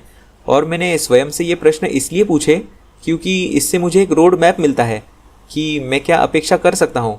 इसका यह अर्थ नहीं है कि यह बिल्कुल वैसा ही होगा जैसे मैंने आशा की थी, लेकिन यह एक अविश्वसनीय मार्गदर्शक है कि मैं क्या अपेक्षा कर सकता हूँ, और यह मेरे ट्रेडिंग बिजनेस के लिए अमूल्य रहा है। आइए एक उदाहरण लेते हैं कि सोमवार कितनी बार सप्ताह का हाईएस्ट या लोएस्ट दिन होता है। यह कोई विशेष रूप से दिलचस्प प्रश्न नहीं है, क्योंकि स्पष्ट रूप से मुझे केवल शुक्रवार रात तक ही पता चलेगा कि सोमवार उस सप्ताह का हाईएस्ट था या लोएस्ट। लेकिन वास्तव में ऐसा होता है कि सभी ट्रेडिंग सप्ताहों में से 60% में सोमवार सप्ताह का हाईएस्ट दिन होता है। अब यह जानकारी अपने आप में विशेष रूप से सहायक नहीं है। हालांकि मान लें कि आप गुरुवार को ट्रेड करने की तैयारी करते हैं और आप देखते हैं कि सोमवार अब तक सप्ताह का हाईएस्ट दिन है। क्या यह जानकारी आपकी मदद कर सकती है जब आप डाउ का ट्रेड कर रहे हो? और वैसे मैं डाउ पर इतना ध्यान केंद्रित क्यों कर रहा हूँ? मामले का तथ्य, यदि CFD कंपनीज में स्प्रेड बेटिंग कंपनियां रिपोर्ट कर रही थी तो कौन से प्रोडक्ट्स का ट्रेड किया गया था? आप पाएंगे कि डाउ जोन्स सबसे अधिक ट्रेड किए जाने वाले प्रोडक्ट्स में से एक है। मैं यूके में एक स्प्रेड बेटिंग कंपनी के CEO को जानता हूँ, जिसने मेरे लिए कहा है कि उनके सभी 90% ट्रेड्स वॉल्यूम और स्टेक साइज़ के हिसाब से डाउ जोन्स इंडेक्स में एग्जीक्यूट किए जाते हैं। हाँ, यही मैंने भी सोचा था। तो चलिए इस पर एक नज़र डालते हैं। मैं आपको जो परिणाम दिखाऊंगा वहाँ मैन्युअल रूप से परीक्षण किया गया है। इसका मतलब है कि मैंने लगभग 7,500 चार्ट्स प्रिंट किए हैं, जिन्हें मैं मैन्युअल रूप से देखता हूँ। हाँ, यह मेरे घर पर मौजूद लाइब्रेरी के समान है। शायद हर किसी को लाइब्रेरी का विचार न हो। मैंने खुद से यह सवाल पूछा है, अगर सोमवार अब तक पिछले 3 दिनों यानी सोमवार, मंगलवार, बुधवार का हाईएस्ट ट्रेडेड पॉइंट है, तो गुरुवार कितनी बार बुधवार के लोएस्ट लेवल से नीचे कारोबार करेगा? मैंने पाया कि कुल 25 बार ऐसा हुआ था जब मुझे इस संभावना का सामना करना पड़ा, और उन 25 बार में से डाउ ने बुधवार के लोएस्ट लेवल से नीचे कारोबार किया। उन 25 में से 21 बार। मेरे लिए यह एक महत्वपूर्ण जानकारी है। मैं आपको कुछ उदाहरण दिखाता हूँ। यहाँ पर सोमवार है, फिर मंगलवार, और फिर बुधवार, और फिर अंत में गुरुवार। एक और उदाहरण, सोमवार हाई है, और जब तक हम गुरुवार तक पहुँचते हैं तो एक बड़ी बेयरिश मूव, भले ही यह एक गैप अप था। एक और अच्छा उदाहरण, और मैं आपको बुरे उदाहरण भी दिखाऊंगा। यह एक तरफा रास्ता नहीं है। हम सिर्फ तथ्यों को पक्षपातपूर्ण तरीके से प्रस्तुत करने की कोशिश कर रहे हैं। नहीं, मैं इसे वैसे ही प्रस्तुत करूंगा जैसे वे हैं। सोमवार, मंगलवार, बुधवार, गुरुवार, मैं इसे सिनारियो एनालिसिस कहता हूँ, और मैंने कभी भी किसी को बाज़ारों का इस तरह से एनालिसिस करते हुए नहीं देखा है कि वे इस तरीके से ट्रेड कर रहे हैं। चलिए आगे बढ़ते हैं। यदि गुरुवार शुक्रवार से हायर है तो सोमवार कैसा दिखेगा? पिछले 2 सप्ताहों में 21 ऐसे उदाहरण थे जहां शुक्रवार को प्राइस एक्शन पिछले दिन के हाईएस्ट पॉइंट से ऊपर ट्रेड करने में असमर्थ था, जो कि गुरुवार था।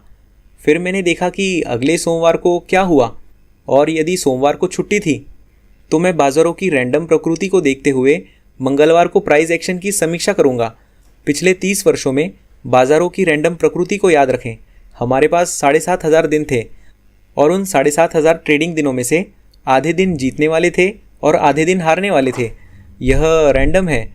फिर भी उन 21 उदाहरणों में से आप यहाँ जो देख रहे हैं वह गुरुवार और शुक्रवार है, और उसके बाद आने वाला सोमवार है, और आप देखेंगे कि यह एक बहुत बड़ा अंतर है। एक और उदाहरण, गुरुवार, शुक्रवार और निम्नलिखित चार्ट पर सोमवार, 2 सप्ताह पहले का एक बहुत ही हालिया उदाहरण। गुरुवार, शुक्रवार और फिर सोमवार को एक बड़ा गैप डाउन। क्या आपको लगता है कि मैं शुक्रवार की रात को घर जाऊंगा और मैं शॉर्ट करूंगा? निश्चित रूप से मैं करता हूं।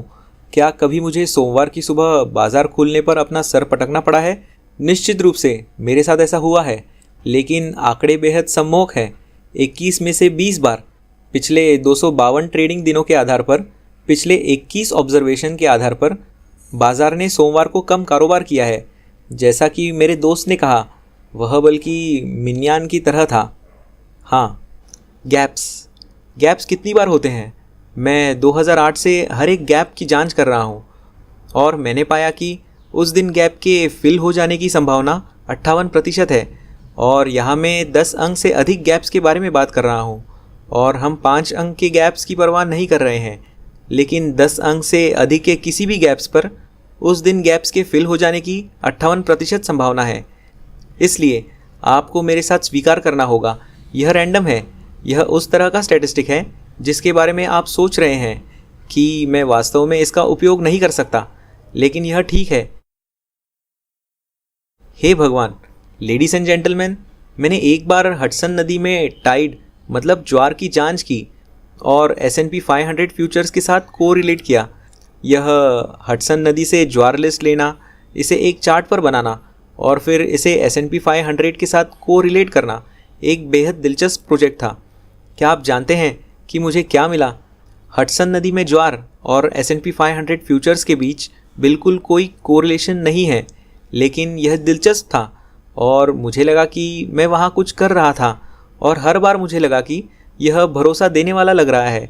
लेकिन जब मैंने पूरी बात को निष्पक्ष रूप से देखा तो मैं इस निष्कर्ष पर पहुंचा कि हडसन नदी में ज्वार और ट्रेडिंग के बीच बिल्कुल शून्य संबंध है। आप पूछ सकते हैं कि वह ज्वार और S&P 500 के बीच संबंध के इस तरह के पागल विचार पर कैसे पहुँचे, लेकिन आपने यह विचार सुना होगा कि पूर्णिमा का चांद पानी को प्रभावित करता है। और आप जानते हैं कि आपने शायद यह सुना होगा काल्पनिक रूप से कि यह लूना पूर्णिमा से आता है, और इसलिए विचार यह था, अगर चंद्रमा हडसन नदी में इस हद तक पानी को प्रभावित कर सकता है तो निश्चित रूप से यह हमें प्रभावित करने में सक्षम होना चाहिए। नहीं, ऐसा नहीं है। मुझे परवाह नहीं है। मैंने वास्तव में इसका अध्ययन किया है क्योंकि मैं काफ़ी उत्सुक था और इसका ट्रेडिंग से कोई लेना देना नहीं है। लेकिन पूर्णिमा के हमारे ऊपर पड़ने वाले प्रभाव के बारे में वैज्ञानिक प्रमाण, यह सिर्फ बकवास है। इसमें शून्य समझ है, लेकिन यह आधे ज्ञान का खतरा है। ठीक है, आप जानते हैं कि एक नर्स बाहर आती है और इस अस्पताल में वह पागल रात थी। हे भगवान, पूर्णिमा है। इसे हम ऑब्जर्वेशन संबंधी झुकाव कहते हैं। इसलिए तो अगली बार मुझे पता है कि वह एक पागल रात थी, लेकिन आप सभी अन्य रातों को भूल रहे हैं। जब पूर्णिमा थी तो बिल्कुल शांति थी। वैसे भी 58% वास्तव में एक ट्रेंड नहीं बनाता है ना? यह एक तरफ थोड़ा पक्षपाती है, लेकिन यह अभी भी काफ़ी रैंडम है। हालांकि अगर मैं सभी समयों को देखता हूँ जब दिन में गैप फिल नहीं होते हैं तो मुझे कुछ ऐसा मिलना शुरू हो जाता है जो थोड़ा कठिन सबूत है। मैंने पाया कि 78% गैप्स कम से कम 3 दिनों के भीतर फिल हो जाते हैं। इसलिए यदि आपके पास दूसरे दिन कोई गैप है और तीसरे दिन भी वह गैप फिल नहीं होता है तो ठीक है, 5 में से 4 मौके हैं कि हम आज इस गैप को फिल होते हुए देखेंगे। इसका मतलब यह नहीं है कि आवश्यक रूप से कोई पोजीशन ले लें, लेकिन आपके पास बैकग्राउंड में यह अच्छा ज्ञान होना चाहिए। देखें, इसे मैं जागरूकता कहता हूँ, मायोनीज उदाहरण की तरह। मुझे पता है कि यह वहाँ है। दिन का हाई और लो लेवल नहीं, मुझे नहीं पता कि इसमें आपकी कोई रुचि है या नहीं, लेकिन जब मैं ट्रेडिंग करता हूँ तो मैं सबसे अधिक लाभ कमाता हूँ। वह तब नहीं होता जब बाज़ार में वह होता है जिसे हम ट्रेंड डे कहते हैं। एक ट्रेंड डे को दिन के हाई या लो लेवल द्वारा परिभाषित किया जाता है। ऐसा नहीं है, मैं इसे उस समय जानता हूँ। वे जितने हायर होते हैं उतना ही लोअर दिन होता है। ट्रेडिंग डे के बहुत पहले और जब बाज़ार बंद होता है तब तक बाज़ार बिल्कुल विपरीत दिशा में चला जाता है। यह दिन के हाई या लो लेवल के निकट बंद होता है। इसलिए आपके पास वास्तव में पूरे दिन एक सीधी रेखा होती है और मैं हमेशा उसी के लिए खेलता हूँ। इसका मतलब यह है कि मेरे लिए यह जानना बहुत महत्वपूर्ण है कि ट्रेडिंग डे के आरंभ में दिन के हाई या लो लेवल बनने की क्या संभावनाएं हैं। और क्या आप विश्वास करेंगे, डाउ जोन्स के 100 ट्रेडिंग डेज में से 20 दिनों में दोपहर 2:30 बजे जब डाउ जोन्स खुलता है तो सबसे पहला बार जो आप देखते हैं वह दिन का हाई या लो लेवल होगा। मुझे लगता है कि यह काफ़ी दिलचस्प है। मैं देख सकता हूँ कि आप मेरे इस जुनून को साझा करते हैं। यह बिल्कुल ठीक है। मुझे पता है कि शाम हो रही है, लेकिन ट्रेडिंग सत्र के 30 मिनट तक, या जिसे मैं बार 7 बार 8 कहता हूँ, अब 50% संभावना है कि हमने पहले ही दिन का हाई या दिन का लो लेवल देख लिया है। और जब तक हम 1.5 घंटे तक पहुँचते हैं, अब 70% संभावना है कि हमने पहले ही दिन का हायर या दिन का लोअर लेवल देख लिया है और जब तक हम 18वें बार पर पहुंचते हैं, अब 1 घंटे में 12 बार्स होते हैं। इसलिए परिभाषा के अनुसार ट्रेडिंग सत्र के 1.5 घंटे तक 90% संभावना है कि हमने उस समय पहले ही दिन का हायर या दिन का लोअर लेवल देख लिया है। हम एक खेल खेलने जा रहे हैं और यह खेल आपको धोखा देने के लिए बनाया गया है। मैं आपको दिखाना चाहता हूँ कि आपका दिमाग कितना कमज़ोर है और मेरा यह मतलब किसी भी तरह से अपमानजनक नहीं है। मेरा मतलब यह है कि यह एक मज़ेदार निष्कर्ष है कि यह एक बहुत ही शानदार शाम रही है। मुझे उम्मीद है कि आप इसे साझा करेंगे, लेकिन इसका उपयोग एक बहुत ही महत्वपूर्ण बिंदु को स्पष्ट करने के लिए भी किया जाता है और वह यह है कि यदि आप उस दिमाग को अनदेखा कर देते हैं तो मैं आपको उस दिशा में ले जाऊंगा जहां वह चाहेगा। इसलिए यह वही है जो आप करने जा रहे हैं। मैं आपको एक आकार दिखाने जा रहा हूं और मैं चाहता हूं कि आप उसका रंग बताएं। यह ठीक रहेगा। मैं किसी को अपमानित करने, किसी को शर्मिंदा करने की कोशिश नहीं कर रहा हूं। वास्तव में मुझे लगता है यह एक शानदार शाम को ख़त्म करने का एक मज़ेदार तरीका है। तो चलिए शुरू करते हैं। Red. Yellow. थोड़ा और पार्टिसिपेशन। अपने ही मन में मत बोलिए। आपको मेरी तरह ज़ोर से आवाज़ नहीं करनी है। थोड़ा ज़ोर से सब मिल के बोलिए। यही असली मज़ा है ये खेल का। हाँ, ऐसे ही, यही मैं बोल रहा था। Blue. ओह ठीक है, तुम्हें यहाँ माफ़ कर दिया गया है, लेकिन मेरी स्क्रीन पर यह ब्लू है और आपको ये वॉयलेट दिख रहा है। मैं इसे छोड़ दूंगा, मैं स्वीकार कर सकता हूँ। आइए देखें कि अगला कलर कौन सा है। Black. Gray. अब हम बेहतर हैं। चलो बस इसे फिर से करते हैं। Red. Yellow. Green. Blue. Black. Gray. अब मैं फिर से वही करने जा रहा हूँ और मुझे आपकी पूर्ण भागीदारी चाहिए। कोई धोखा नहीं, कोई सोच नहीं, बस जो पहला विचार आपके दिमाग में आए उसे बोल दीजिए। क्या आप तैयार हैं? क्या सच में? मेरे लिए यह Black. है। क्या हम फिर से शुरुआत करें? हम लाल रंग की बात कर रहे हैं, हम पीले रंग की बात कर रहे हैं। अब मैं इसे एक बार और करने जा रहा हूं। क्या आप तैयार हैं? Good. Black. Good. क्या आप वाकई में तैयार हैं?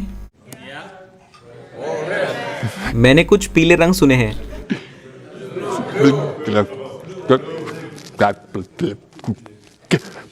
Green. Blue.